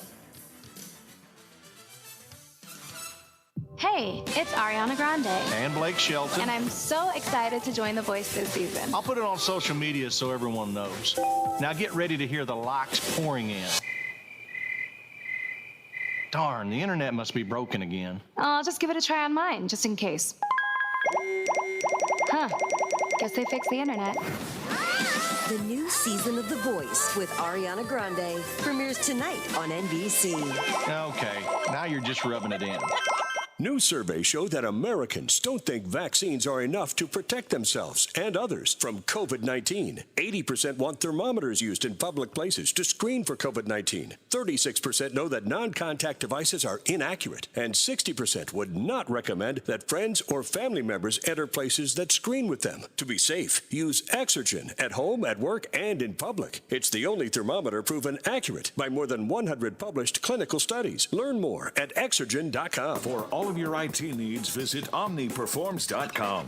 Omni Strategic Technologies, the only IT company that the watchdog trusts. Now, during the Jim Robinson Ford Lincoln Toyota pre-owned super sale, select from over 80 vehicles in stock starting under $5,000. Most are local trades, many with one owner. Hurry to Jim Robinson at the Highlands, home of lifetime powertrain protection.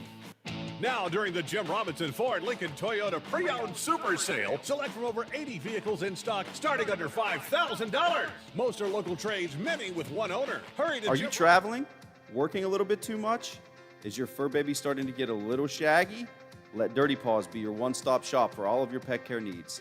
Stop in and see us at 202 18th Street or give us a call at 304-639-7754. Schedule your appointments for dog grooming, doggy daycare, and dog boarding today. Quaker Steak and Lube at the Highlands is the perfect place to relax after a long day. Happy hour from 3 to 6 Monday through Friday. Get $2 off appetizers, $3 off domestic drafts, and house wine specials. Quaker Steak and Lube, voted Best Wings USA. Quaker Steak and Lube at the Highlands with another steal of a deal. Get a steak burger and fries all day Monday for only $8.99. It's also Military Mondays. The Lube will take 25% off for all veterans, active duty military, and first responders. Quaker Steak and Lube, voted Best Wings USA. Toyotas are known for savings and reliability you can count on. So check out a gas model RAV4, a spacious Highlander, or even an all-wheel drive hybrid Venza, all with $500 cash back. Visit buyatoyota.com for more great deals. You can take cash back or apply toward down payment. Offers may vary for hybrid models. See your dealer for details. Offers end October 4th. Toyota. Let's go places. Hi, it's Howard Monroe. When you join Brad Leonard and me weekday mornings from 7 to 10 for the Watchdog Morning Show, we'll have all the top stories of the day. We'll go behind the scenes with some informative guests giving you some interesting information. And, of course, some off-the-wall, off-the-beaten-path kind of issues and stories that you may not hear in the top headlines.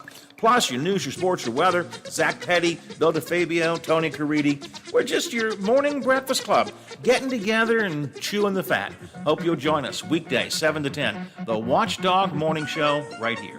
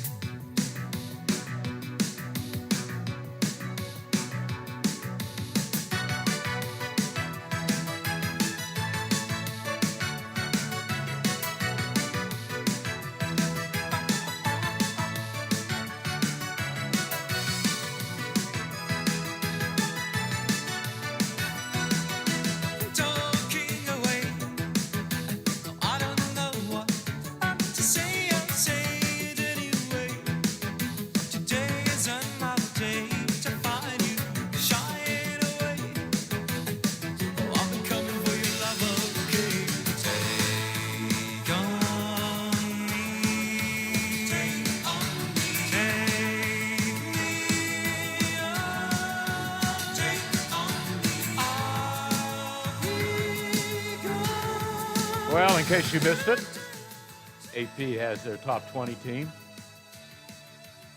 If you don't know who number one is, I feel sorry for you. It's Alabama. I was thinking watching some football yesterday on this big screen that we have at Heinz. It switches every time there's it's Steelers TV, but during the breaks, instead of commercials, there's like highlights and lowlights of other games. And I'm thinking, there's really some bad teams. I wonder if Alabama can beat any of these teams. Because you got half of Alabama's good players in the NFL, okay? But Alabama's number one, Georgia number two, Oregon at number three, Oklahoma, soon to play West Virginia at number four, Iowa. I can't ever remember saying Iowa's a top five team. Oh, yes.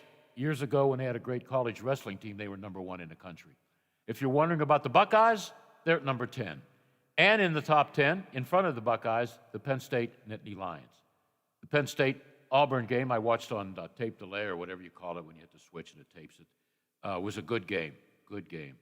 And I've been to a whiteout at Nittany Lions Field. I don't think it's named after a bank or anything. And it's something else. It's something else. I mean, what else are you going to do at State College? Go to a football game. Get crazy. Wear all white, you know? Watch one of the better teams in the country. It's a great atmosphere. Now, if I was a student and not an athlete, I don't know what I'd be doing on weekends. I mean, there's farms and everything. Well, I can go down the road to Hershey's manufacturer, but that would get old after a while. But that's a great atmosphere. WVU is a great atmosphere. And they helped the Pitt Panthers by beating Virginia Tech, because that's a loss for Virginia Tech. And, you know, all the losses that the opponents of the Panthers have in the ACC, although this was not an ACC game. This is another example, Lola, where the ACC should open their brains, you know, open their wallets or whatever, open their ears, and bring in West Virginia. Because until this past Saturday, they didn't meet for 16 years. That's a natural. It is a natural rivalry game, like Michigan State. And then WVU could have, and we have this argument all the time, they could have the rivalry again with Syracuse. If Notre Dame says we'll go to the ACC if the price is right, there's another one, good rivalry. And remember this about WVU. Miami is in that conference, ACC. Miami and West Virginia baseball teams are usually in the top 20, and they go after each other. You talk about rivalries, it would be great for WVU. You know, I know they play some good teams in the Big 12, you know, but those teams are going to be leaving, Texas, Oklahoma. Yeah, Texas Tech is okay, Texas, whatever. But the ACC should rush. Who's the AD at West Virginia? Do you know, Lola? Reed? Is it Reed? Oh, no, he's the MEC. Sorry, Mr. Reed. He's with the Mountain East. Sorry. Maybe someday he'll be at West Virginia at the AD. I don't know. He's not the AD. He's a commissioner. I'm sorry. Okay? It's like Florida and Alabama. You know, that's a good rivalry. SEC is real good. Close but no cigar when Auburn plays Alabama or LSU plays Alabama. You know, that's a super conference. Well, why not have a super ACC conference? You know, other than Clemson, that's about it. Pitt will be playing Clemson down the road. But that Pitt loss against West Michigan, that's a disaster. So there was a lot of people at Pitt bragging that they're going to maybe lose one or two games, go to the ACC championship game.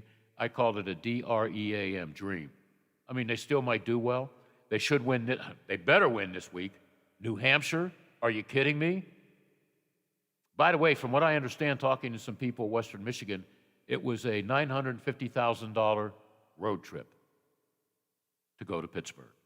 That's what teams do. Alabama, they play some Sisters of the Poor. They pay these teams big money, you know. They probably do it in high schools, too. Teams that can't schedule good teams, well, let's get this team. We're guaranteed a victory, and we'll give them $1 million. Pay for their hotel and everything, whatever. But Western Michigan, I mean, there's no excuses. Pitt made some mistakes in that. The quarterback for Pitt, Pickett, 5 touchdowns, but he was matched by the Western Michigan offense. Too many turnovers, mistakes, fundamentally not sound, Pitt, and the Steelers were not fundamentally not sound. So it was the Heinz Field Hex for 2 home teams, Pitt and the Steelers. You don't see that often. At least I haven't in a long time. Okay, I wouldn't. You know who West Virginia's playing this week, Lola? Do we have the schedule? No. Yeah. Do we do? Who is it? Wait a minute. Did you get it? I didn't get it. She just sent him. Oh, okay. To Bill. Okay, thank you, Kayleen. Kayleen did a nice job producing the shows Friday afternoon. Here we go. Oh, you. Ohio University, the Bobcats? No. Oh. Oklahoma. Oh. Pretty sure it's Oklahoma. Ooh. That's going to be a tough one. OSU, that's at Oklahoma. That will be real tough. Akron plays at Ohio State. Well, the Buckeyes should win their second in a row. But you never know. I've seen Akron in the past beat up on some good teams. Even the one year the Pitt was in the top 25, second game of the year, Akron beat them at Pitt. Can you tell I'm not a Pat Narduzzi fan? Anyhow, that's, West Virginia. Maybe I ought to save money on transportation and not play. Because I don't think they've ever beaten Oklahoma. Somebody correct me if I'm wrong. okay? We have, boy, this is small. Let me take my glasses off. There we go. We have Man versus Wheeling Central Friday, John Marshall versus Parkersburg South. And don't forget, today we have Buckeye Roundtable. Tomorrow we have the Neil Brown Press Conference. That's at 12 o'clock, WKKX, WVLY. All right? We'll see what Neil has to say about playing Oklahoma. Ooh. Then Thursday we have the Neil Brown Coaches Show. It's just on WKKX. And then on WVLY at 9 o'clock, by the way, Neil Brown's on from 6 to 8.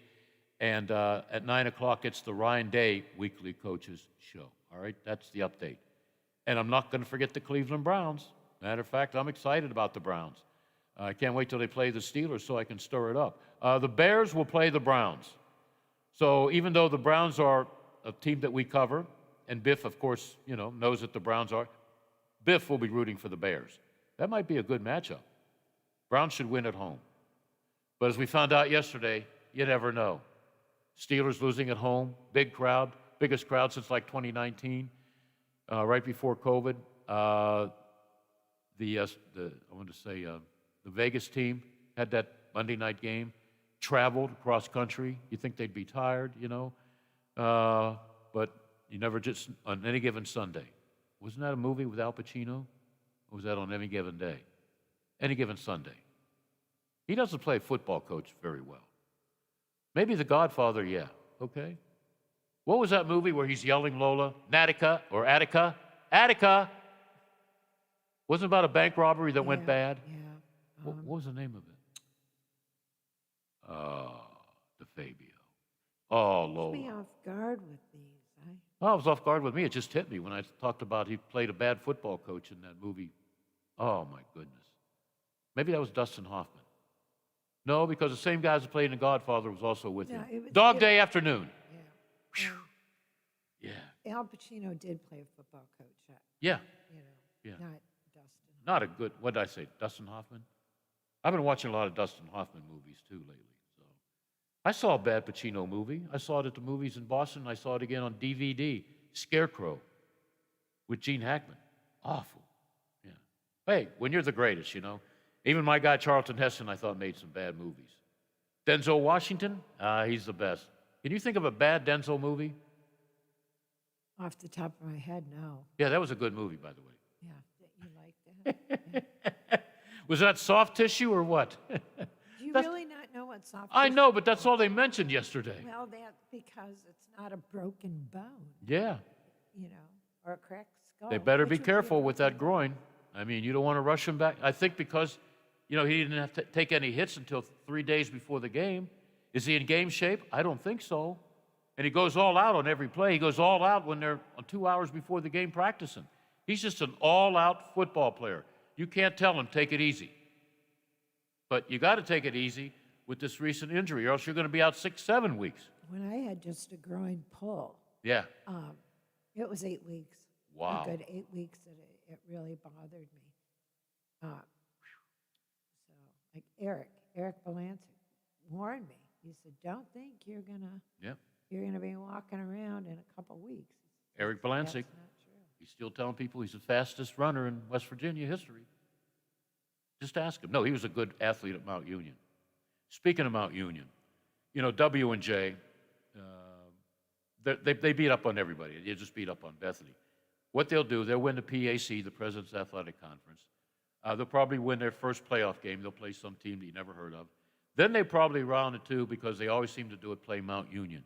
Mount Union had 136 players dressed for their first game. Now, you ever been to Mount Union, Lola? No. It's like going to University of Connecticut campus. It's way out in pasture land. But if you're a good football player and you don't think you can make Division I or maybe borderline Division II, you go to Division III to play Mount Union, because chances are you'll win a championship or else play in the championship game. I have to count on my toes how many national championships they have in Division III. And they beat up on people. But Sirianni, the head coach at W&J, was the quarterback at Mount Union. And he used to tell me how much great talent they had there. By the way, Mike Sirianni's brother is the Sirianni coach with the Philadelphia Eagles. Did you know that, Lola? Yes, I think you've told us that before. Okay. Well, just remind you so I can remind myself. Now I won't mention it again. I should have had the Bethany coach on with the W&J coach on, but I didn't realize that till I read the final score Sunday. Well, we don't get the Sunday paper. Boy, is it weird. And I guess the people in Wheeling get their Sunday paper on Saturday. It's so frustrating because I always look forward to the Sunday paper, see what high school games I missed, baseball games, you know, and it's all old news. So tomorrow in my Washington paper, which is published in Wheeling, owned by the guy who owns the baseball team, they'll probably have an update on the Steeler game, which is 48 hours old, whatever. Okay. What do I want to talk to you about, Lola? Oh, what do you think of this guy? Hold on, and I just lost it. I just lost it on my message thing. How do I get it back, Lola? The messages came over, and I lost it when I went to Kayleen.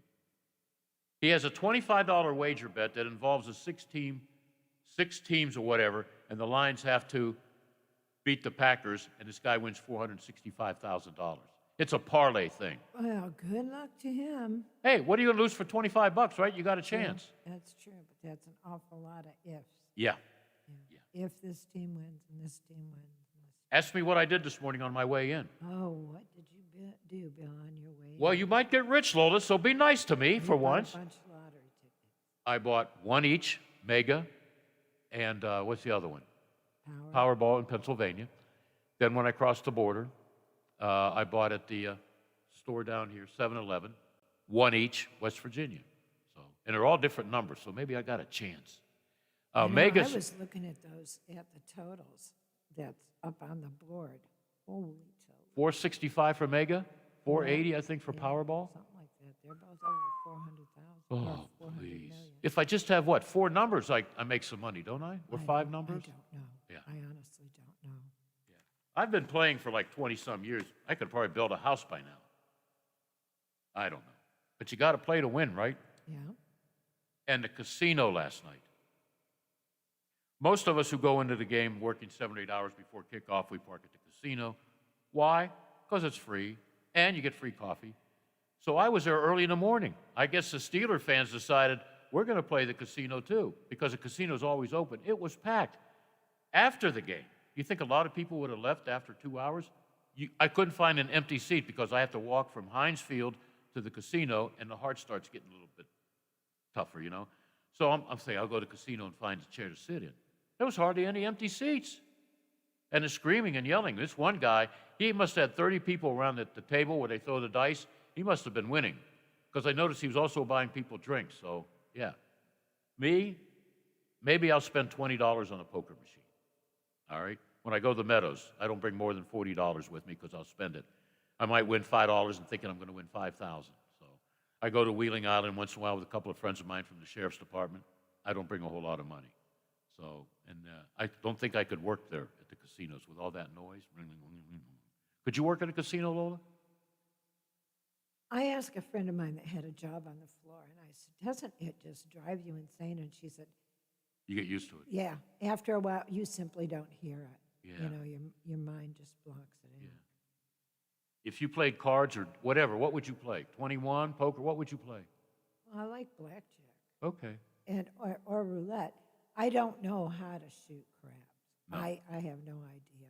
And I've watched people do it. Yeah, I don't know what the hell. I don't know. But roulette is just, it's the luck of the draw, or the luck of the ball drop, I should say. That really doesn't take any skill, but I like blackjack. During my broadcasting career, I threw a lot of crap. Oh, I'm sure you did. You do today. Yeah. Now, is that nice? Yeah. Okay. You well, said it first. Yeah, I know. But just, I couldn't find a seat to sit in. I'm tired from standing, sitting. Yeah, I'll just go sit down for a while because the traffic was awful trying to get out. And I'll just go and relax. And I'm looking for like a half hour for an empty seat. And I finally found one near the Chinese restaurant. I said, I may as well eat while I'm here. Yeah. Then I'm wondering why there's a line of people. Well, people got to eat. The 2 cafeterias were packed, so they're making money. I remember during COVID, we went to the casinos, So that's a lot of jobs people were working, and that's great. But I could not work there with all the noise. I could not do that. I could not do that at all. I think we covered a lot of bases. The AFC North is crazy. Baltimore, 1-1. Cincinnati, 1-1. Your Cleveland Browns, 1-1. And the Pittsburgh Steelers, who thought they were going to be 2-0 because they were going to beat up on a banged-up team, injuries, long travel. Yeah, they couldn't beat the Raiders. They're 1-1. I expect this to be like this. I expect Cincinnati to be in every game. They got a good defense, and watch them run against the Steelers. They got two really good running backs. And Joe Burrow, he's probably watching film right now on Derek Carr. What did Derek do? Carr's been a good quarterback, but he always gets hurt, like halfway or midway through the season or whatever. So don't count Cincinnati out. Don't count Baltimore out after yesterday. That team showed me some guts, man. All those players, 13 or 14 on IR. They lose 2 starting running backs for the rest of the year.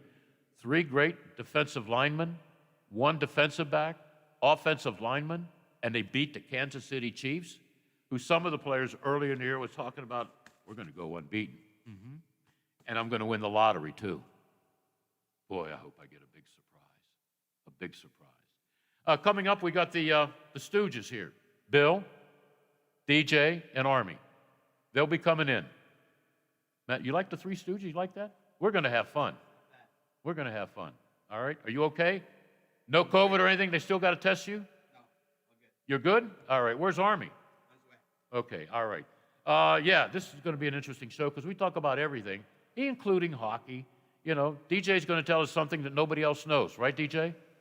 You have any secrets you can share with me to break the story? We'll find out. You're leaving, right? You're leaving. No. You're going to a bigger and better job. No. You're going to make $80,000 a year. No, still the voice of the Nailers. Year 11. Let's go. All right, let's go. This is the year you're going to do it. That's right. And I hope I'm here to watch it. We'll be right back with hour number 333 of the Variety Show.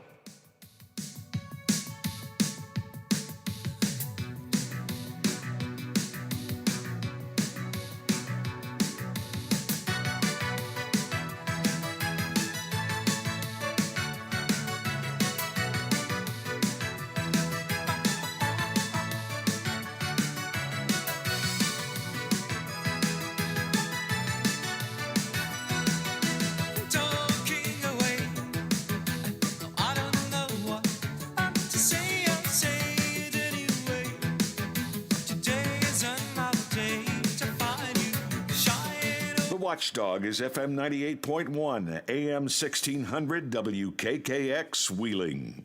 The ABC News is brought to you by Thomas Auto Centers, Mall Road, St. Clairsville. Get the best deal at Thomas Auto Centers.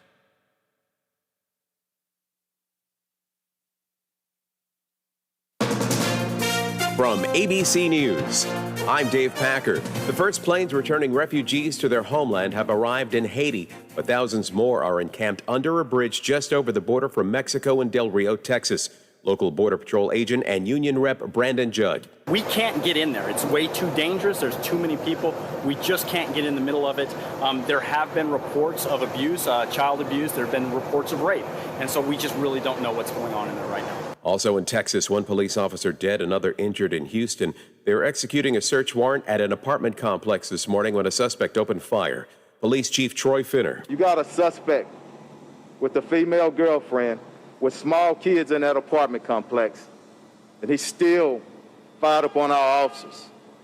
Officers returned fire, at some point striking the suspect. The suspect is deceased at the scene. A shooting at a Newport News, Virginia high school. The FBI says it's providing assistance to local authorities.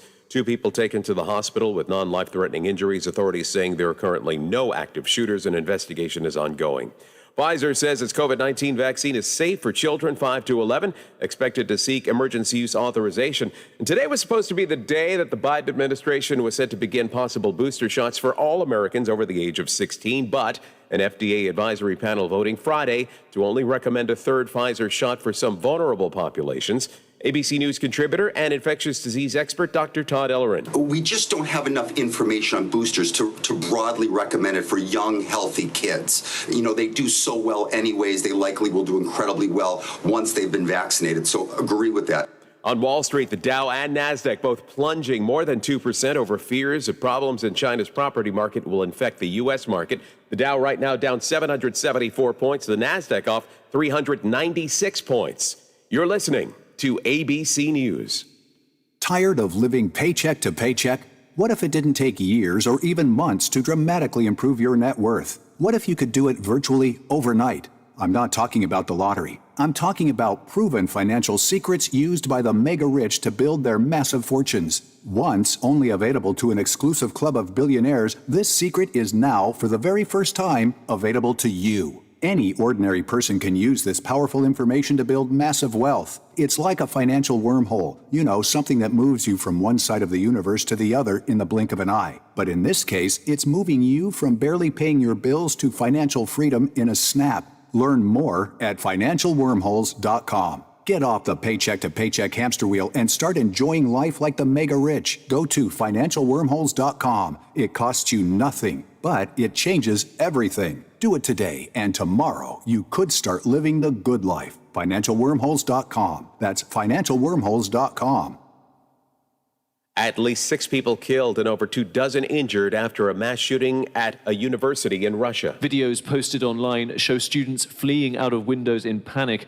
Police say the shooter was detained after he was seriously wounded. They've identified him as a student at the college. A post on a social media account linked to the student describes fantasizing about a mass killing. Patrick Reevell, ABC News, Moscow. Comedian Amy Schumer opening up about her fight with endometriosis. My uterus is out. Amy Schumer posting a video on Instagram after an operation to remove her uterus and her appendix because she says the endometriosis had attacked it. It's a condition that causes extreme pelvic pain, excessive bleeding, and heavy cramping during periods, and it affects women mostly in their 30s and 40s, according to Dr. Jennifer Ashton. She also says it can cause infertility. It is difficult to diagnose. Typically, we make this diagnosis in the operating room with surgery. Actress Lena Dunham and singer Halsey have also publicly discussed their battles with endometriosis as well. Sherry Preston, ABC News. A new paint job could soon help homeowners ditch their air conditioning. Researchers at Purdue University say they've developed an ultra-white paint. It can reflect 98% of sunlight. 98%. Researchers say it produces more cooling power than a typical air conditioner, and they hope to mass produce it. This is ABC News. The pitch is moving up a day. Antonio's animation studio needs a 3D designer today. What are we going to do? Someone who's as artistic as they are organized. How are we going to get all this done? What about the production schedule? Indeed can help him hire great people fast. I need Indeed. Indeed you do. Screen for quality candidates with the skills your role needs with Indeed assessments. Visit Indeed.com/credit and get $75 towards your first sponsored job. Terms and conditions apply. Dave Packer, ABC News. This is ONN. On the Ohio News Network, I'm Daniel Barnett. State Senator Matt Dolan has indicated he will enter the already crowded race to fill retiring Senator Rob Portman's seat next year. Molly Brewer with affiliate station WBNS-TV in Columbus has more. Matt Dolan updated his Twitter bio saying, quote, candidate for Senate, but he has not made an official announcement just yet. He also wrote an op-ed saying he wants to share his conservative principles. Now also vying for the GOP nomination, former Ohio Treasurer Josh Mandel, author and venture capitalist J.D. Vance, former state GOP chair Jane Timken, car dealer Bernie Moreno, and investment banker Mike Gibbons. U.S. Rep. Tim Ryan and attorney Morgan Harper are running for the Democratic side of the race. I'm Molly Brewer. And abandoned coal mines in the U.S. have been polluting rivers and streams for decades, but efforts to finally clean up the sites could soon get a big boost from the infrastructure bill. Tucked into the Senate-passed infrastructure bill is $11.3 billion for the cleanup of defunct mines to be distributed over 15 years. Experts say the money would go a long way toward rehabilitating the sites that date back to before 1977. Cleanup efforts are currently funded by fees from coal mining companies, but that money has fallen far short of what's needed to fix the problems. I'm Daniel Barnett on the Ohio News Network.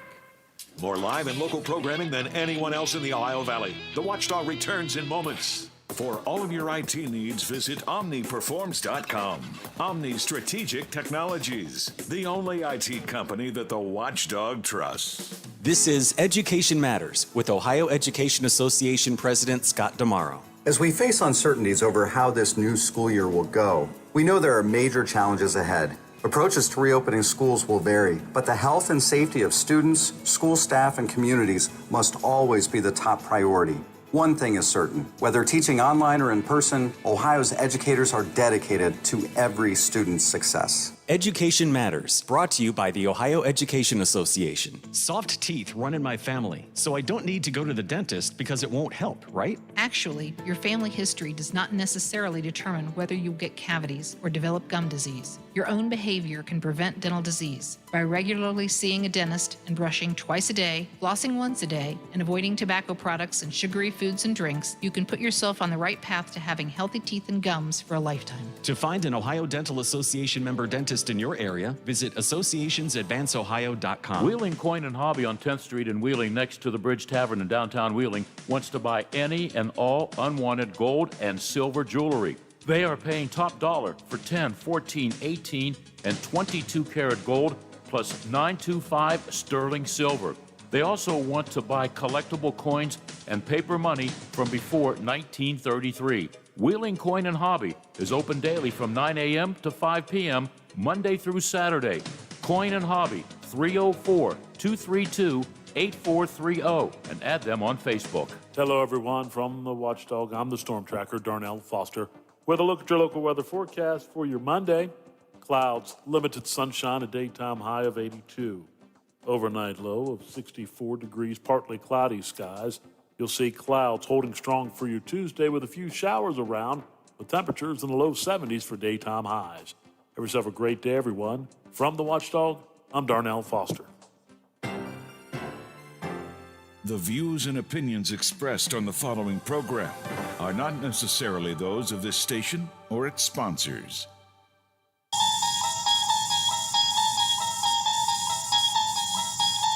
You unlock this door with the key of imagination. Beyond it is another dimension. A dimension of sound. A dimension of sight. A dimension of mind. You're moving into a land of both shadow and substance, of things and ideas. You've just crossed over into the Twilight Zone. Now it's time for Bill DeFabio on AM 1600 WKKX, The Watchdog.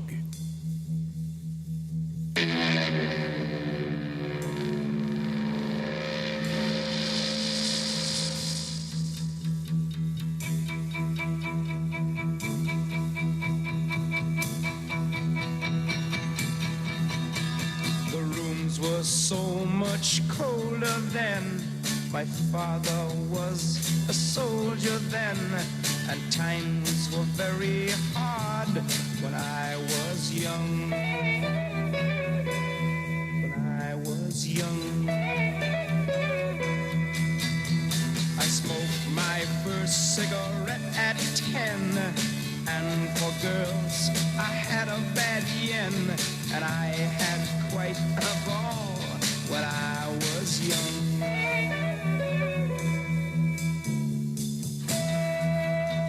And we're back. Well, I'm looking at the college scores. Where'd you go to college, Army? Providence College. They have a football team? No. Oh, that's why I can't find him. Yeah. Here I am looking. I know we're no, okay, all right. Oh, New Hampshire. You know, Pitt, Deej, plays New Hampshire this week. That's going to be ugly. Yeah. Well, I thought it was going to be ugly with Western Michigan. But when UMass played, the only thing I liked about UMass, the way getting off the bus, what great sweats you guys are wearing. The Minutemen, you know? No football at PC, huh? No, they did a long, long time ago, but then nothing. They just buy hockey players, right? Oh, they don't do. Oh, here we go. Round one. They did get rid of baseball, too. My grandfather was. Well, you didn't have very enough mad. money to buy good players, right? Hockey players. Well, he actually had some good ball players. Yeah. You guys got winter sports covered because you got hockey there, and basketball is always competitive. Like, I feel like they're always in the tournament for basketball. Yeah. We've been on a stretch a lot of years now that if NCAA hockey and basketball had like a run that they had never been on. What conference are they in now for basketball? They were Big East for the longest time. Are they still Big East? They're still Big East, yeah. Everybody changes their conference like I changed my socks. Who was a big-time basketball player? DeGuerrio? Ernie DeGuerrio or something like that? Yes. Ernie D? Yeah, Ernie They went D. to the Final Four. Ernie D was huge. They had a lot. They had that Chris Dunn in the Bulls a couple Yeah. years ago. Did Patino screw up things there, too? I don't know if he screwed that. I don't know enough of the history of He was at basketball. Northeastern, I think. No, I think he was at Providence. He was at Providence. And we had Ed Cooley's our guy now. Yeah. because Patino went to Boston. I thought that was a bad move. I couldn't see his ego with Red Auerbach. And he booted Red out of his office. Not a good look. Let's go to the phone lines. I don't know who it is. We'll find out. It's Chuck. Hey, Chuck. Billy, how you doing, buddy? Oh, I'm doing better than Mike Tomlin. Yeah, I'll tell you what, that game yesterday almost cost me $1,000. How did you bet? Points or what? No, I didn't bet. I was 6 inches from putting my fist through my TV. Oh. How many times have we seen this happen? Games are supposed to win, they lose. I mean, come on. Well, whatever. I'll tell you what. It's Hey, football, hey, man. If it's 4th and 1, you're down 2 scores with just a little over 6 minutes to go. You've got to go for it. I don't care where you're at. Yeah. You got to bring in a fullback and bring in. Hey, if you got to bring in Mason Rudolph, bring in Mason. That's Rudolph what I suggested earlier with my Steeler guy, Ray Fittipaldo. You got to run your back. You got a huge running back. Yeah. Bring in a fullback and let him run the ball. Bring in the refrigerator like Cam Hayward. Everybody knows he's going to get the ball, but if he can't get a half a yard, he ought to go back home to Ohio State. Although that's a bad O-line. Lola could get a half a yard. Lola, right there. Lola, not as big as a refrigerator, maybe as big as a handle, could get a half a yard. I guarantee it. Well, you saw a real coach last night when you saw Harbaugh go for that. Oh, yeah. I don't like his brother, but I like John.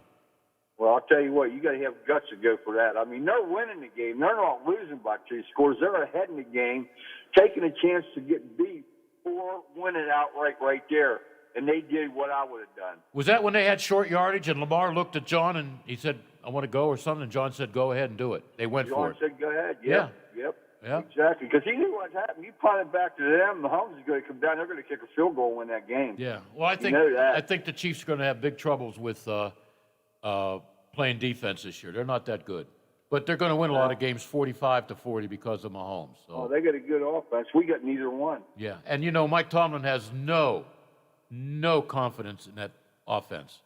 And they're supposed to be bringing in a guy that's going to change things, Matt Canada. Maybe he's still in Canada. Right. I don't know where his thinking Well, he ain't changed anything because it's the same offense. Yeah. And how about Pitt losing? You didn't break your TV on Pitt, did you? No, I didn't see they got lost. Yeah, they lost. I know it was 30. It was tied up. I know that. Nope, late they in the lost. game, but I give Western Michigan a lot of credit. They come in town and they won. People don't realize that MAC conference is pretty strong. It sure is. Not There's Cliff. some good teams. Charlie Batch, who's been on the airways for a long time, he went to one of those. I get all those schools mixed up: Eastern Michigan, Western Michigan, Central Michigan. They got too many Michigans. Michigan State. Give me a break. Anyhow, right? Let me They got tone 9 down a little schools bit. in Michigan. Yeah, the MAC puts out some good people. And remember, Ben Roethlisberger was a MAC guy. Well, I'll tell you what. I was just about ready to start a bonfire in my yard. All my Steeler crap was almost going to go up in flames after that game. Put it on eBay. Yeah. I wouldn't want to torture anybody else by giving it to them or selling it to them. Well, yeah. That's sickening now. I'll tell you what, I can only take so much. Well, it's like the people in Cleveland. When LeBron left, you saw all these fires with LeBron's jerseys. Don't they know they could have made a lot of money on eBay off those jerseys? But no, we got to make a statement. A lot of money. Yep. All right, Chuck. Hey, there's always next week. There's 15 games left, Don't have a heart attack. Don't have a heart attack. That's what I'm afraid of that. And don't break the TV set. They're expensive yet, right? Yeah, I know. Okay. Yeah. Hey, All thank right. you, man. I think I only broke one. It was a Steeler game in '72. After the Immaculate Reception, they played Miami. You wouldn't remember this, Army, because I don't think you were born then. Chuck gave us a lot to digest there. Yeah. Let me give you my thoughts on this. I've got a few different thoughts on some of this. Steelers. Here we go. All right. Army, you want to listen? We got ears. Let's hear it. Number one, if you I know everybody loves the whole Tomlin's never had a winning season, blah, blah, blah. But a losing season. Correct. Hasn't had a losing season. That game was typical Steelers. They get all up to play Buffalo. They get this big win. Their heads are too big to fit in the door. Like, that was so predictable that they were going to fall on their face yesterday against their Raiders, and they did, which ultimately is why that team, they will be good, but they will not get to that elite level. Next, it's 2 weeks in. They don't award Super Bowls for performances in 2 weeks. They don't take away Super Bowls for Yeah, but performances in 2 when weeks. the Steelers lose, it's good talk show stuff. Oh, I good know. Stuff for the print. But I'm talking like other teams too, where people are like, oh my God, the Chiefs gave up 30 some odd points. Like they can't contend in the AFC. Okay, listen, Tampa Bay was 7-5 at one point last year, and Brady forgot how many downs there were. Yeah. And he showed up when he needed to show up and got them in. So don't overreact just on 2 weeks of the season, because like you said, they still have 15 more to go. Yeah. Like this is still a long ways for everybody to kind of sort themselves out. That's why it's good stuff when the Nailers lose 6 out of 7, because if they win 6 out of 7, nobody cares. No, they care. They care. They're waiting outside. They're waiting outside. One of your season ticket holders is a season ticket holder to Wild Things. Oh, love that. Lauren O'Day. Is that the one in wheelchair? Yep. Yeah, what a great lady. Yeah, she is. She goes out of her way. I mean, I'll be almost in the elevator, and I hear her coming. Bill, I want to say hello to you. And she's wheeling down, you know. And she says, what do you think? And I says, I said this a couple months ago, okay? I said this a couple of months ago. The Wild Things are going to win it all. Because they made 4 acquisitions. And so, what's her name again? Lauren. Lauren. She said, what do you think about that guy they got played for the Atlanta Braves? I think he's going to be a big-time winner in the postgame. And yesterday struck out 11. Keep, Quebec. I'm glad they're not playing again. Because all the Canadian names. DJ heard the names. Were you impressed, DJ? I was impressed, Bill. Yeah. Lacroix. Ngopé. Oh, now I understand teams having trouble getting back over here. Oh, boy. They got to go to Schaumburg. I don't know what the problem is. But I was talking to somebody in the Wild Things front office. He says, we got to get the team over the line. I don't know what the problem would be. They went over the line to get there, right? What would be the problem, Mr. Canadian? Mr. Canadian, he's from Rhode Island. But I mean, they can't get. Yeah, back. but he sounds Canadian. They can't get back. You have to, in order to get back into Canada, you have to have a negative test. Okay, what about coming back from Canada to get back to the United States? If you're, you have to be tested, if right? you were an American team, Lola, you have to be tested both ways, don't you? No, coming back to the States, you're fine. Okay, all right. But you have to have, I'm guessing every player has their visas and everything in line. Yeah. But yeah. That's what their stage. That was a problem with some of the players, passports and stuff. Yeah. But they all got vaccinated. Yeah. Okay. All right. We were all hoping that they wouldn't play Quebec because we thought Quebec would win in a 3-game series, which would end up a 3-game series, you know. And Wild Things won 2 out of 3. But I just had this. Of course, I had this feeling in 2003 and 2004 when the Wild Things were the best team in the Frontier League and they won nothing. Yeah. So it's a good feeling. It's a good thing. Winning feels good. Yeah. And remember, because I've already confirmed this, you want to bring your team up there, just let us know a few days. Oh, I will. Well, you guys, we don't coincide though. That's the problem. Or you just mean like? Well, you just got to go deep. That's all. Yeah. Oh yeah, that's easy enough. Yeah. That's what You just got to make a run. I thought you were saying start of the year. I was like, they don't coincide, but end of the year. Yeah. When's your year start? October 21st. Well, technically. You have camp in what, 3 weeks? Yeah, coming up. That kind of hit me today. I was Nailers? like, wow, we Nailers have camp in practice in 3 weeks? Yeah. Wow. But that lady's a big Nailers fan. Oh, yeah. She always, it's baseball season. She says, Bill, what's wrong with the Nailers? I said, I don't know. I don't know. Yeah, and actually, if you want to go that path, we've got some guys that are up at Pittsburgh's development camp right now, and I know Derek's going up to Pittsburgh for main camp this week for a few days, too, because the big dogs get on the ice. Yeah. Army, you going to learn anything from Coach Sullivan? Yeah, we had coaches meetings. I bet there's a lot to learn. Oh, he's guys sharing, He's an incredible mind, hockey-wise, and I would say it absolutely goes unnoticed how much he has to do off the ice. Yeah. Remember, I gave you an assignment last time. Did you ask him why he doesn't smile more in front of cameras? I did not ask him. Well, that's your assignment. Okay. Okay, or else I got to take that Don Mattingly. I'll keep the Don Mattingly and I'll ask him. You want a Roger Clemens too? I think he's in a Yankee uniform. Does he have a steroid injection in him in the picture? Oh, now was that nice? Was that nice to say about Roger Clemens? Although it's true? Yes. Yeah. Thank you. I was wondering, watching these Raider players, when they go out early in the game without their pads, they don't need shoulder pads, these guys. Oh, they're jacked. Oh, they jacked. One guy had an arm bigger than my body, and I'm not a thin guy. Don't say anything, Lola.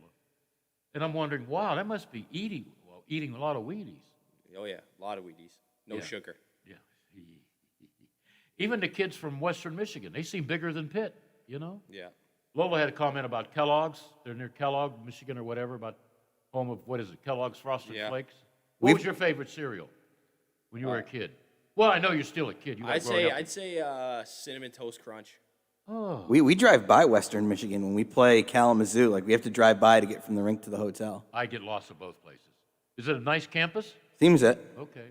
What'd you like about Kalamazoo? Wild Things used to play Kalamazoo. It used to be their longest trip. You know what? I kind of enjoy going to the arena because you have so many arenas now that are so new and have all the fancy bells and whistles like Toledo.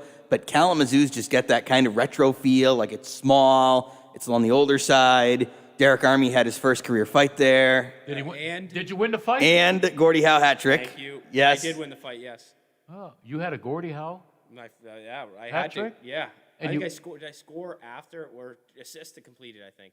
I'm trying to remember because the assist's always the hardest because you need somebody else to do it for you. And you, skinny little you, beat up on somebody? Oh, yeah. Did you start the fight? It was like kind of a scuffle. And I Did just, you look at him and he looked at you and you said, let's go? No, I had the upper hand right off the start. Like, I wasn't Boy, gonna- is he a braggart. I love it though because like those are the ones that shock me upstairs. Like, Well, look at him. I think Lola can kick his butt. Wow. You know? Well, Lola wouldn't because me and her are close. But Oh, now you're really close to Lola, huh? Yeah. What am I, chopped liver? I don't want to say it, but There have been times I wanted you on the air and she'd say, I don't want him.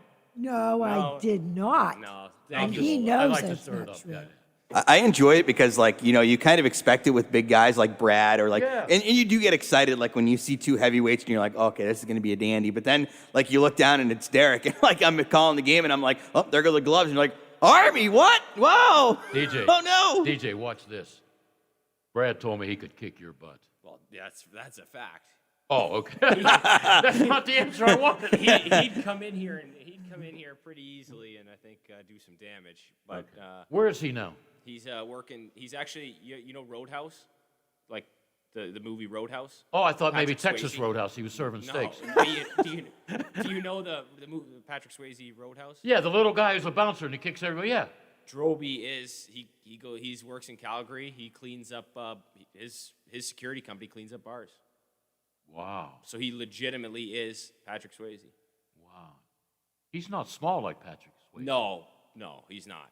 Now, here's the question. Can he dance like Patrick Well, Swayze? it figures Lola wants to check him out dancing. You know. I don't think he can dance like Swayze. I don't think anyone can. Yeah.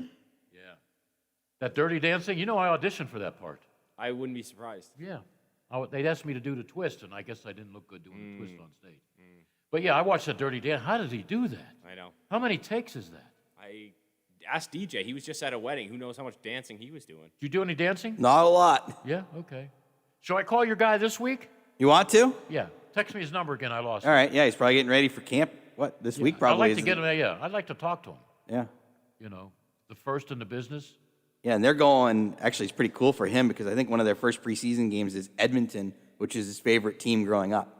Are you kidding me? No. So he liked Gretzky and those guys. Nope, it was post then. Oh, okay.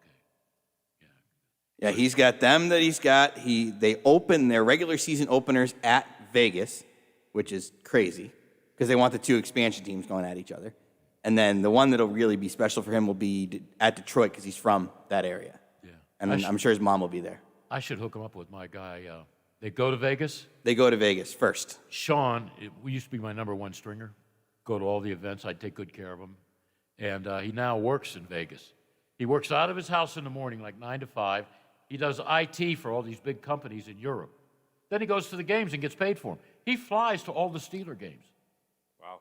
He had condos in Honolulu. I think he sold them for like $500,000. I would like to have a condo in Honolulu. Yeah, and he's like Clark Donatelli. He's got his communion money. You know, the alligator arms? But he's taking me out to breakfast. He called me last week.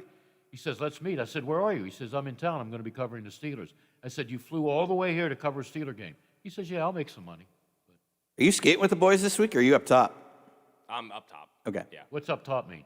In the big dog box. With the COVID rules. Wait a minute, you can't be on the ice with your team for practice? No. They with the big penguins. Big penguins. Oh, the big penguin. What are you, the little penguins or the little nailers? We're the big nailers. No, you're the little nailers, No, so we're you the- start winning, Army. Oh. You better put it together. Oh, yeah. Wow. I ain't no baker, but I smell a roll. Wow. Oh, there'll be some wins.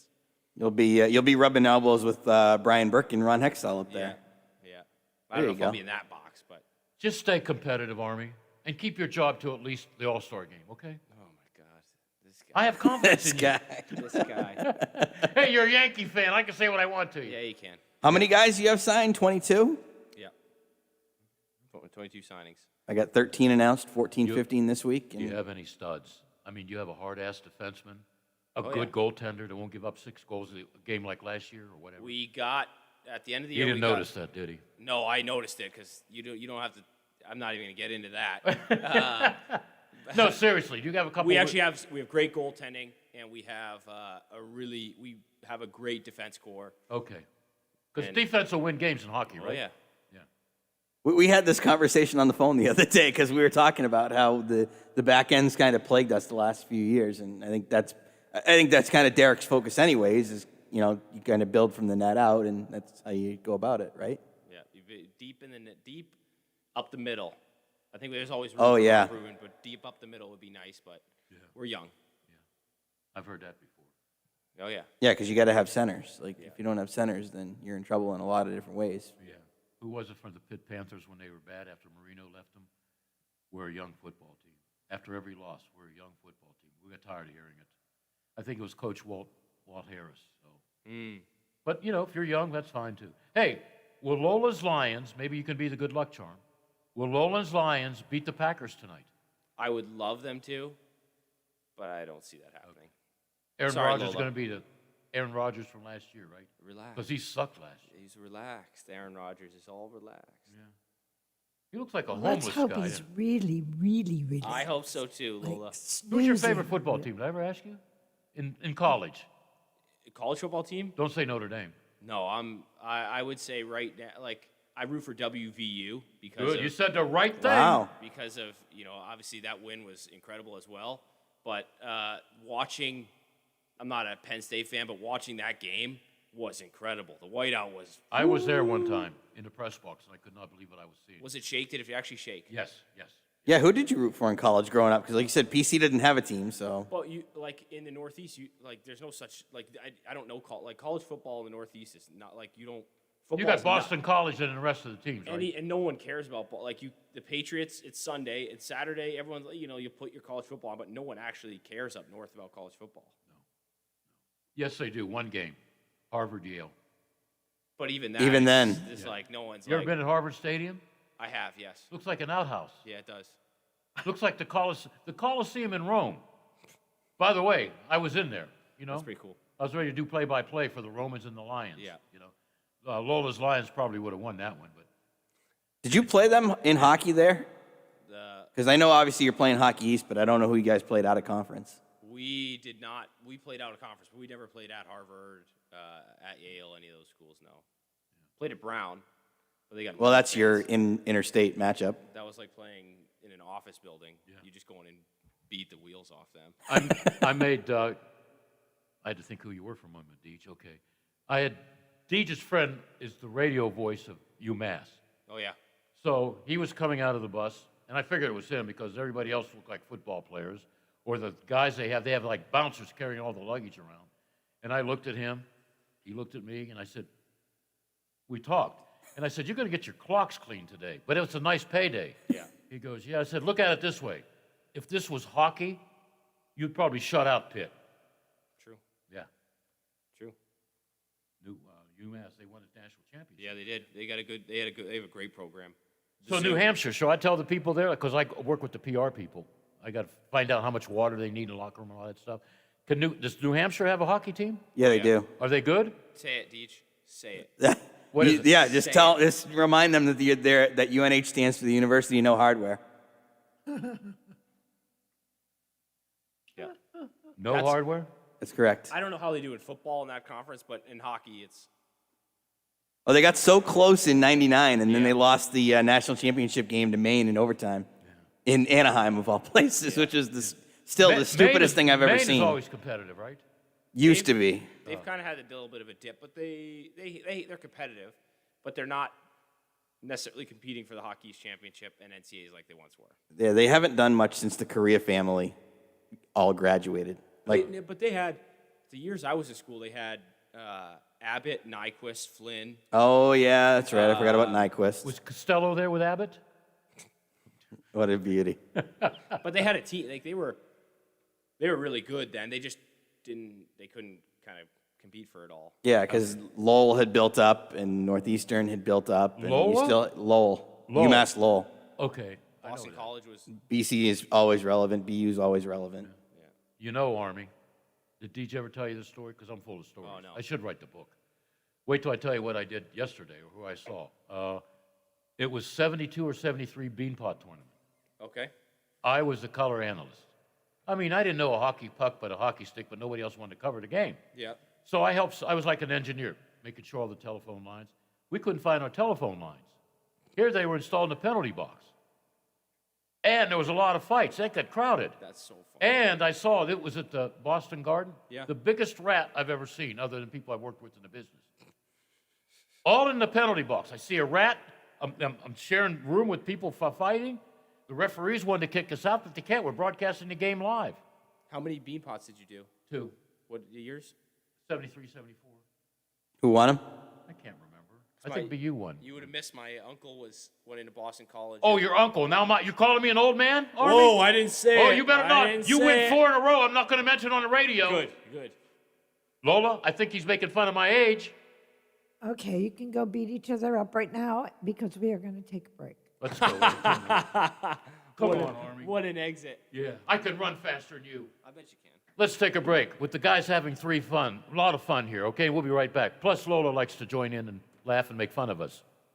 You can't say enough about West Virginia's defense. Hi, everybody. I'm Tony Caridi. That story coming up on today's Mountaineer Report, brought to us by Kroger. At Kroger, fresh groceries are our thing. So we do freshness checks on the items in your delivery order at every step of their journey from our farms to our stores. And pick and pack every blue, raz, and strawberry in your free pickup order with the utmost care. Because we believe in treating your food the same way we'd want ours to be treated. It's the golden rule, only for like fresh fruit and stuff. Order now using the mobile app. We're fresh every day, so shop anyway. Kroger, fresh for everyone. Free pickup on orders of $35 or more. Restrictions may apply. 42 million Americans struggle with hunger, yet 35% of the food in this country is wasted. Those aren't just numbers, they're our neighbors, your daughter's friend from school, the family of 4 next door. The Kroger Company's Zero Hunger, Zero Waste Foundation is committed to making fresh food accessible to all by ensuring it never goes to waste. Together, we can help end hunger. Learn more at zerohunger.zerowastefoundation.org. Before we look ahead to Saturday's game at Oklahoma, what do you say we put the final wrap on Saturday's dramatic victory over the Virginia Tech Hokies? I don't think you could say enough about West Virginia's defense. Consider that Virginia Tech in the fourth quarter ran 9 offensive plays from inside WVU's 10-yard line, and only one of those 9 plays went for positive yardage. Their quarterback, Braxton Burmeister, he was 0 for 4 from the 10-yard line or closer, and 3 of those plays were stopped for negative yardage. Just a massive effort from the WVUD. Now, with the win, West Virginia 24-1 at home in its last 25 non-conference games. Senior running back Letty Brown with his 5th rushing touchdown of the season. That 80-yarder, by the way, took him over 2,000 career rushing yards. He becomes the 20th player in school history to go over 2,000. Quarterback Jarrett Deggy, touchdown pass to Bryce Ford Wheaton in the opening half. Deggy has now thrown at least 1 touchdown pass in 15 of his 17 games at WVU. And getting back to Letty Brown, finished up with a season-high 161 rushing yards. That's his first 100-yard game of the season and the 8th of his career. A massive punt from redshirt senior Tyler Sumter, a West Virginia career long of 68 yards. It is the longest punt by a Mountaineer since Nick O'Toole also blasted a 68-yard punt. That was against Iowa State back in November of 2013. That is today's Mountaineer Report. Is brought to us by Kroger, the official grocer of WVU Athletics. I'm Tony Caridi on the Mountaineer Sports Network from Learfield. AutomotiveMap.com presents the Sports Flash, powered by the Score on the Watchdog. I'm John Thayer. In the AP Top 25 poll that was announced yesterday, Alabama remains on top, receiving 59 of 62 first-place votes. Georgia received the other 3. They check in at number 2. Oregon moved up to number 3 this week, while Oklahoma dropped a spot to number 4 despite a close win over Nebraska. Iowa is number 5. The rest of the top 10 includes Penn State, Texas A&M, Cincinnati at number 8, Clemson at 9, and Ohio State at number 10. Kyle Larson won at Bristol on Saturday night, securing his spot in the round of 12. Tyler Reddick, Eric Almirola, Kurt Busch, and Michael McDowell have been eliminated from the NASCAR Cup Series playoffs. The round of 12 starts Sunday. Download the Score app today. Lightning fast sports alerts so you never miss a thing. I'm John Thayer with the Sports Flash, powered by the Score on the Watchdog. Hey, it's Ariana Grande. And Blake Shelton. And I'm so excited to join The Voice this season. I'll put it on social media so everyone knows. Now get ready to hear the likes pouring in. Darn, the internet must be broken again. I'll just give it a try on mine, just in case. Huh. Guess they fixed the internet. The new season of The Voice with Ariana Grande premieres tonight on NBC. Okay, now you're just rubbing it in. New surveys show that Americans don't think vaccines are enough to protect themselves and others from COVID-19. 80% want thermometers used in public places to screen for COVID-19. 36% know that non-contact devices are inaccurate. And 60% would not recommend that friends or family members enter places that screen with them. To be safe, use Exergen at home, at work, and in public. It's the only thermometer proven accurate by more than 100 published clinical studies. Learn more at Exergen.com. Now at Menards, save big money in your next project with 11% off everything. Tarkett offers a wide selection of flooring to give your home the perfect look. Choose from laminate, sheet vinyl, and waterproof vinyl plank. They're durable and easy to install. All Tarkett flooring is 11% off. Get 11% off everything now at Menards. Good through September 25th. Savings are a mail-in rebate. Some exclusions apply. See store for details. Save big money at Menards. Are you traveling? Working a little bit too much? Is your fur baby starting to get a little shaggy? Let Dirty Paws be your one-stop shop for all of your pet care needs.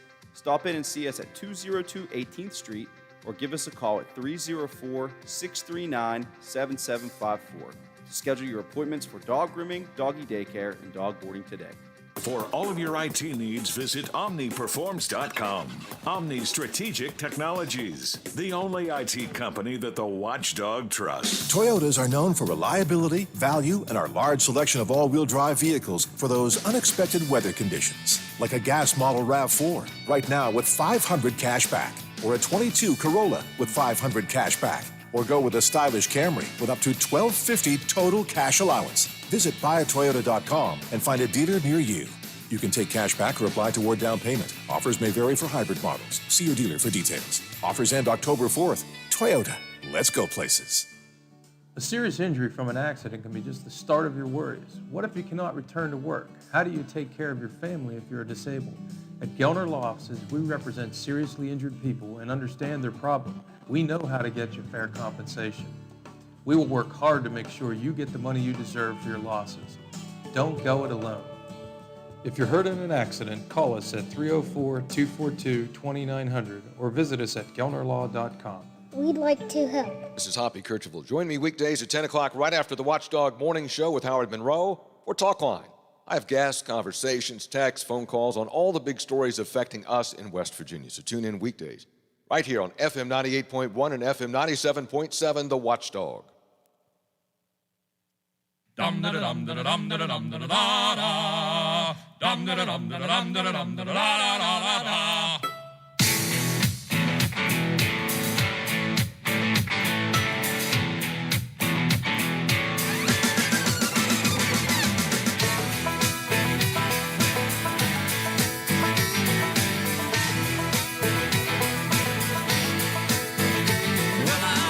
To the room, passing out $100 bills, and it kills and it thrills like the horns on my Silverado grill. And I buy the bar a double round of Crown, and everybody's getting down in this town. Ain't never gonna be the same, 'cause I saddle up my horse and I ride into the city. I make a so pretty. Riding up and down Broadway on my old stud Leroy. And the girls say, save a horse, ride a cowboy. Everybody says, save a horse, ride a cowboy. And let's welcome back the 2022 ECHL champions, Wheeling Nailers. How do you like that? Ooh, it's got a good ring to it. Does it? This city better be ready for a parade. Yeah, can I ride on the fire truck? Oh, you can ride on the fire truck. You can throw beer off the fire truck. You can do whatever you want. Can I throw a beer at you? Oh yeah. Oh yeah. I'll catch it. Yeah.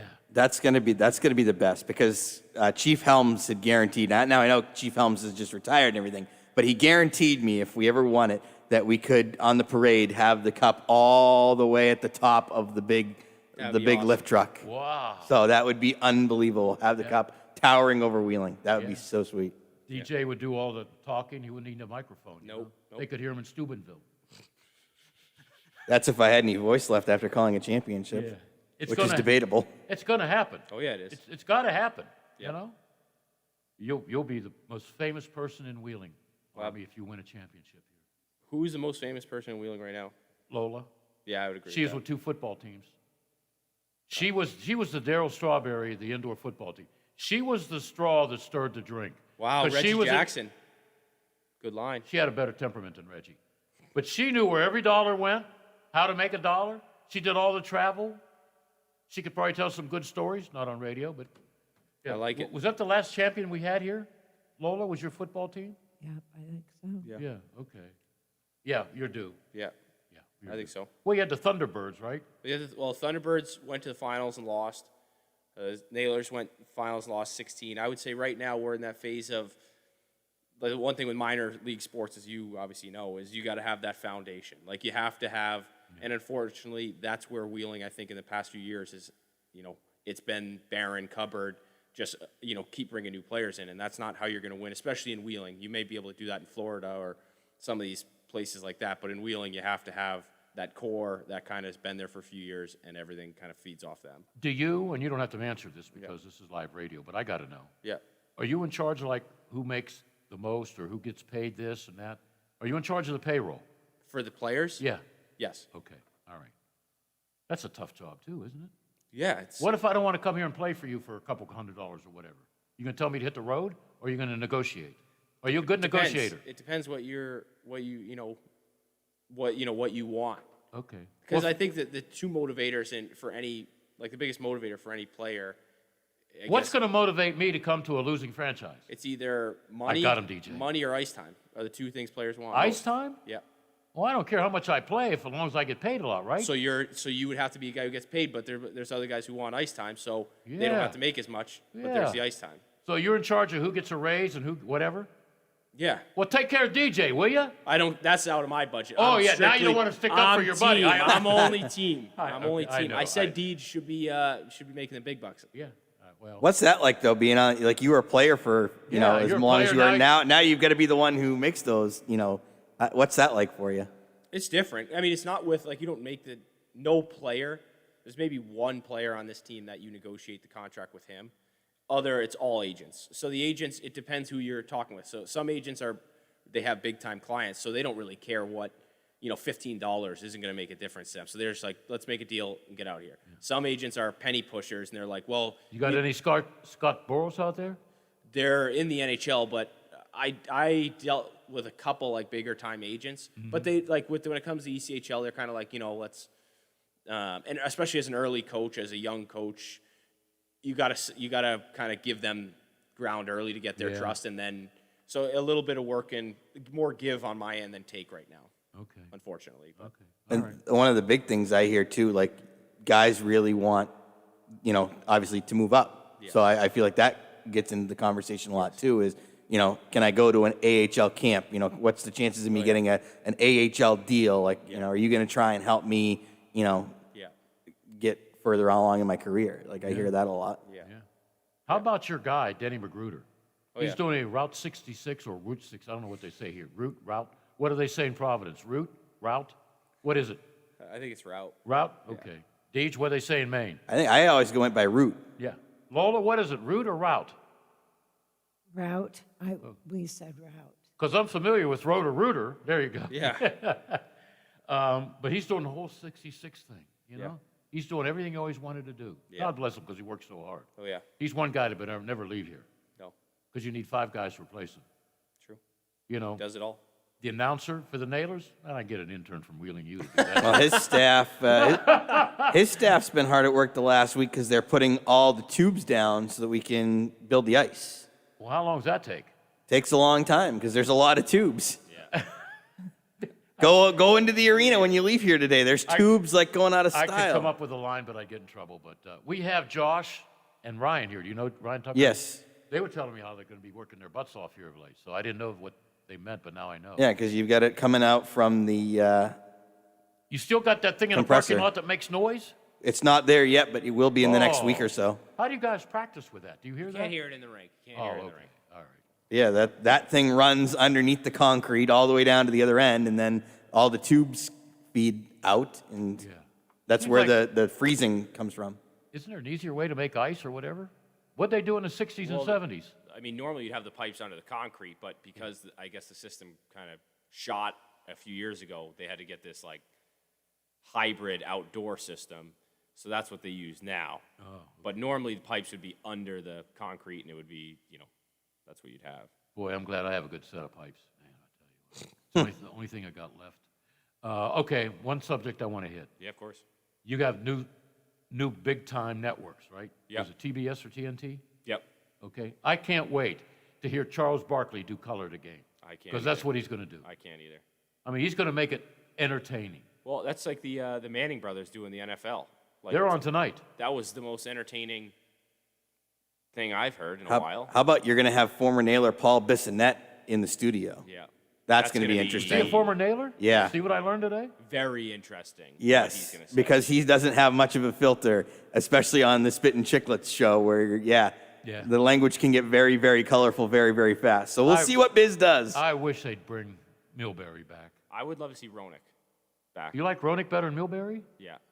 Ronick's too vanilla-like. No. Milbury will go after your mom, you know? Milbury will. What about Ronick's Don tough, Cherry? though. Ronick is tough. Don Cherry.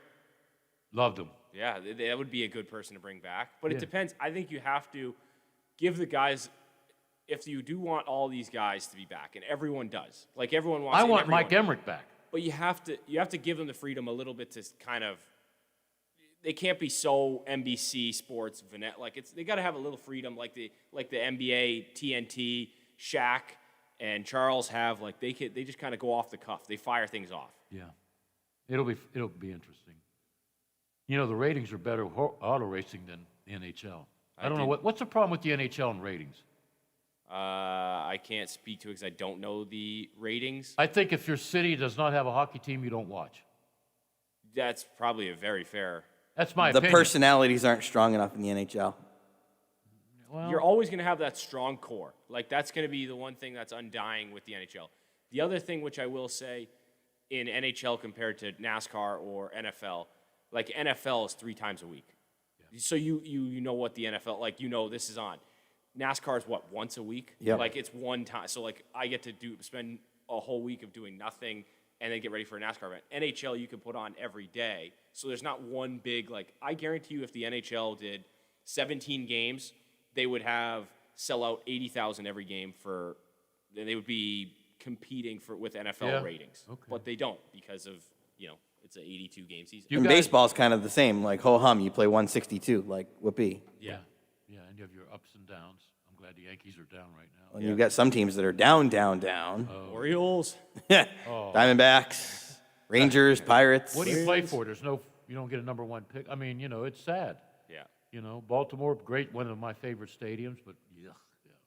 PNC Park, maybe the best state. You ever been to PNC Park? Oh, it's beautiful. Isn't that site there great? Best park by Baltimore's great, but I think PNC is by far the best park in the MLB. Yeah, okay. By the way, a couple of Wild Things players told me on their way before they went on this road trip to Aquip, Quebec. God, I have to say that. That their ballpark there reminds them of Fenway Park. Oh, wow. Well, the manager is from. He spent 5 years as a pitching coach for the Orioles. Yeah. He was, what do you call it, ambidextrous? You could throw left and yeah. right. Can you imagine that in batting practice? Yeah. He threw left and right. That's unbelievable. 5 years, and he did scouting. okay? And he had a couple championships as a pitching coach with, starts with a W. What's the big town in Canada with a W? Come on, name a city. Windsor. No. A W in Canada? Yeah, Willard. Wow. Winnipeg? Winnipeg. Yeah, Winnipeg would have been the, yeah. He minor league, and he was telling me about, Canadian baseball. Yeah. And he said these fans in Quebec, and they averaged 2,600 for the last couple of games with the Wild Things. Wow. It's a small ballpark built like Fenway. It's a box, Yeah. So I thought there'd be high-scoring games. Wrong. 2-0, 4-0, but whatever. At least baseball's doing a better job now. Like, guys like Ohtani, Guerrero, Tatis, like they're very marketable. Yeah. Like even though like they had Trout, like I always felt like you never really saw much with Trout. He's a dud. Like he doesn't want it. No. Tatis wants it. Acuna I don't wants think it. Harper wants it. Yeah, Harper's another one. Brian Harper. Bryce Harper. I think he wants it. But I will say, going back to your point about commentators for NHL, Yeah. I think it's good to have like controversial both, like if coming from all angles, you should jump on there. Yeah. No, I want to be a color analyst for the Nailers. And then if DJ can't come, I'd like to do the play-by-play. I'm reasonable, $500 a game. Totally reasonable. That's out of my. Totally. Yeah. That's out of my. Yeah, I know, that's okay. No, you guys do a great job. We just start off winning a lot of games. That's the goal. Get the adrenaline going. The goal is this year get to the playoffs, get back to a chance to compete for a championship. Yeah. Don't start and then halfway through, because, everybody will say, including me on the radio, same old Nailers. Yeah. We need a new coach. Anyhow. I dread those Mondays. You have no idea. When we come off a losing weekend, I get to come in here and just, oh man. No, have I ever ripped a coach? Come on. No. Okay. No, you sure? I just have to hear it. Yeah. And the paper treats you well, right? Oh yeah, Cody does a great job. Yeah. Okay. So yeah, who covers? Cody Tomer. I've had him on. Okay. Yeah. All right. That's good. You get good coverage. You're lucky, He's an Indians fan, soon to be Guardians fan. Well, like I said, did they get passed? I don't know. Sure, why not? Did they get passed? I heard something where the roller derby team was putting up a. Yeah, they'll just get a paycheck and we'll move right on forward with that. There's a roller derby team named the Frontiers or whatever. The Guardians, yeah. The Guardians? Yeah, what about the movie The Guardians? Isn't there some rights there or something, copyrights? Guardians of the Galaxy. I don't know if there's a movie The Guardians. I can't speak to it. Okay, there was a movie The Guardian with what's his name? Oh yeah, Ashton Kutcher. No, was that The Bodyguard? Which one's Ashton Kutcher? Who was the bodyguard? Kevin Costner. Oh, Kevin Costner's the best actor. Oh! You just lost brownie points with Lola. Lola, you don't like Kevin Costner? If he stepped in here, she would spit on him. I will give him this. And no, I wouldn't spit on him. Okay. I will give him this. In Yellowstone, he is Okay. tremendous. Yeah. I mean, What about Field of Dreams? Like that's. Man, you got to take me. I know. I'll pay for everything, even the rental of the field. What's it, $125 an hour? I don't know what it is. What we got? Well, I think it was 125. So. Make it happen. Okay. Because I want to be one of the broadcasters when I get there with your team. Yeah. I'm going to walk out of the cornfield. I'll probably get lost because I get lost going to my car in the parking lot. That's what you should call a baseball game. We'll play a game. You call the game. Yeah. And I can say, Army, you Yeah. know what's coming up. Is this heaven? Yeah. Oh yeah. It's Iowa. Okay. Or I would say no. It's Wheeling, West Virginia. No, I just think that's up on my list. Oh yeah. Other than if I have 6 days to live because of cancer or whatever, I'm going to jump off the Golden Gate Bridge. Okay. That's. Yeah. The name DeFabio will get out on the news. Idiot drops off the bridge. What do you think? I don't think You know what those guys get paid to paint that thing? No. About $160 an hour. Wow. That's a lot of money. That's a scary job though. Yeah, of course I'd do one of these. Yeah. I'm scared of heights. Yeah, it's probably a tough one to do. Yeah, anything moving, Hey, I was scared of the merry-go-round when I went to Kennywood as a kid. You know what I mean? What about that Chicago building? Have you seen that one? No. The one in Chicago, and it's glass floor, and it's up on the highest level, and you walk out, and the room is just glass overlooking. Well, I did that with the railing in St. Louis. I laid flat on it, Ooh. and I thought I was going to pass out right there. I'm looking right down. I go, oh, what if the glass break? Well, you know what happened to me at the Wild Things game last Friday? No, I didn't. All right, it's the first thing I ever done. Yeah. I can always, what's it called, improvise or whatever, whatever. It's the bottom of the ninth. Okay, there's a man on first and third, 2 outs. I'm ready to announce number 5, Nick Ward.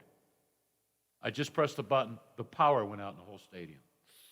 Power went out. I got to introduce this guy. Okay? I walk down. I stand in the crowd behind home plate. Now batting, number 5, Nick Ward, shortstop.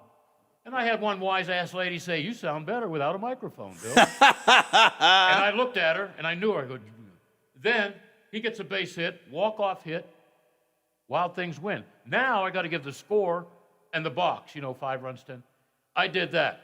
Final score, Washington 5, It was great. Tell him to tell you the story you told me last week. I love it. This is the best is when you get the fan interaction, when you had the player parent address you. What do you mean? When they said, "Hey, you." Oh, yeah. Yeah. Her team got beat, by the way. Yeah. What was the name of the team? I don't know. Florence Yalls. Yeah. That's the name of the Florence team, Yalls. You know why Yalls? Because a big law firm, Yalls something, spent a lot of money, gave the team a lot of money, and now they're the Florence Yalls. Okay, the Yalls. Yeah, the Yalls. How y'alls doing? Yeah. Yeah. Bill told me that he, this mother or something Comes wanted. up to the press box. Was it nickname? Yeah. Nickname. Lady, I don't do that. It's my son. I said, I don't care. Your son's name is on here, okay? DJ Abasella, third base. That's how I got to announce it. Our guys, they have all kinds of nicknames, good and bad. I can't do that. Well, why can't you? But she goes up and goes, "Hey, you!" Yeah. and Bill's like, If it was a I guy- have a name. It's Bill." Yeah. I mean, you don't do that to people. Right? She stuck her head right in the, well, whatever. Okay. But here's the end of the story. Of course. We have the blackout, right? There's no power. There's no power now for the lights. So that's why they got to play night games this weekend. A couple of more minutes later, I would have been in the elevator. I could have been stuck in that elevator for a long time. Yeah, that would have been There's tough. no escape. That's tough. And I don't bring my insulin with me, Yeah, that would have been tough. Wouldn't that have been something? They find me 3 days later? There's got to be an escape hatch. in the I hope top. so. All I see is Because lights. Here's the problem, though, with you. How are you going to get up and pull yourself through the escape hatch? Then you'd have to climb up the cables to the next It's only floor. 2 flights, though. I think there'd be firefighters there guiding you. That could be, yeah, they would drop What if I down couldn't through call the them on the hole. cell phone? Hey, I'm stuck in the elevator. Well, someone would be like, the elevator probably is not working. We should check this. Yeah, but I thought of that driving home. It could have been, should have, but maybe not. It wasn't my time to go. Yeah. But I've never done that. All the PA work I've done in all the leagues and stuff. Now batting, number 5, Nick Ward, shortstop. And the lady says, "Oh, you sound better without a microphone." Take it from a woman, right, Army? But the women are always right. She was right to say that. That lady was right when she said, "Hey, you." Hey, you guys, we have fun. Let's do it again. Love it. All right? Go Nailers. Okay, go Nailers. The champions of 2022.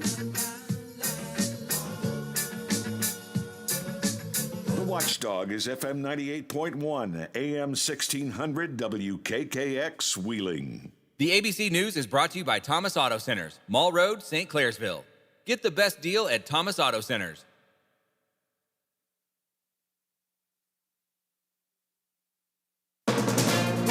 From ABC News, I'm Dave Packer. Just over the Mexico border in El Rio, Texas, a migrant city is forming. Thousands, mostly Haitians, arriving, hundreds of Border Patrol agents deployed to assist. Department of Homeland Security Secretary Alejandro Mayorkas says the amount of people was, quote, sudden for this area and fears many of them are being taken advantage of by Mexican smugglers. We are very concerned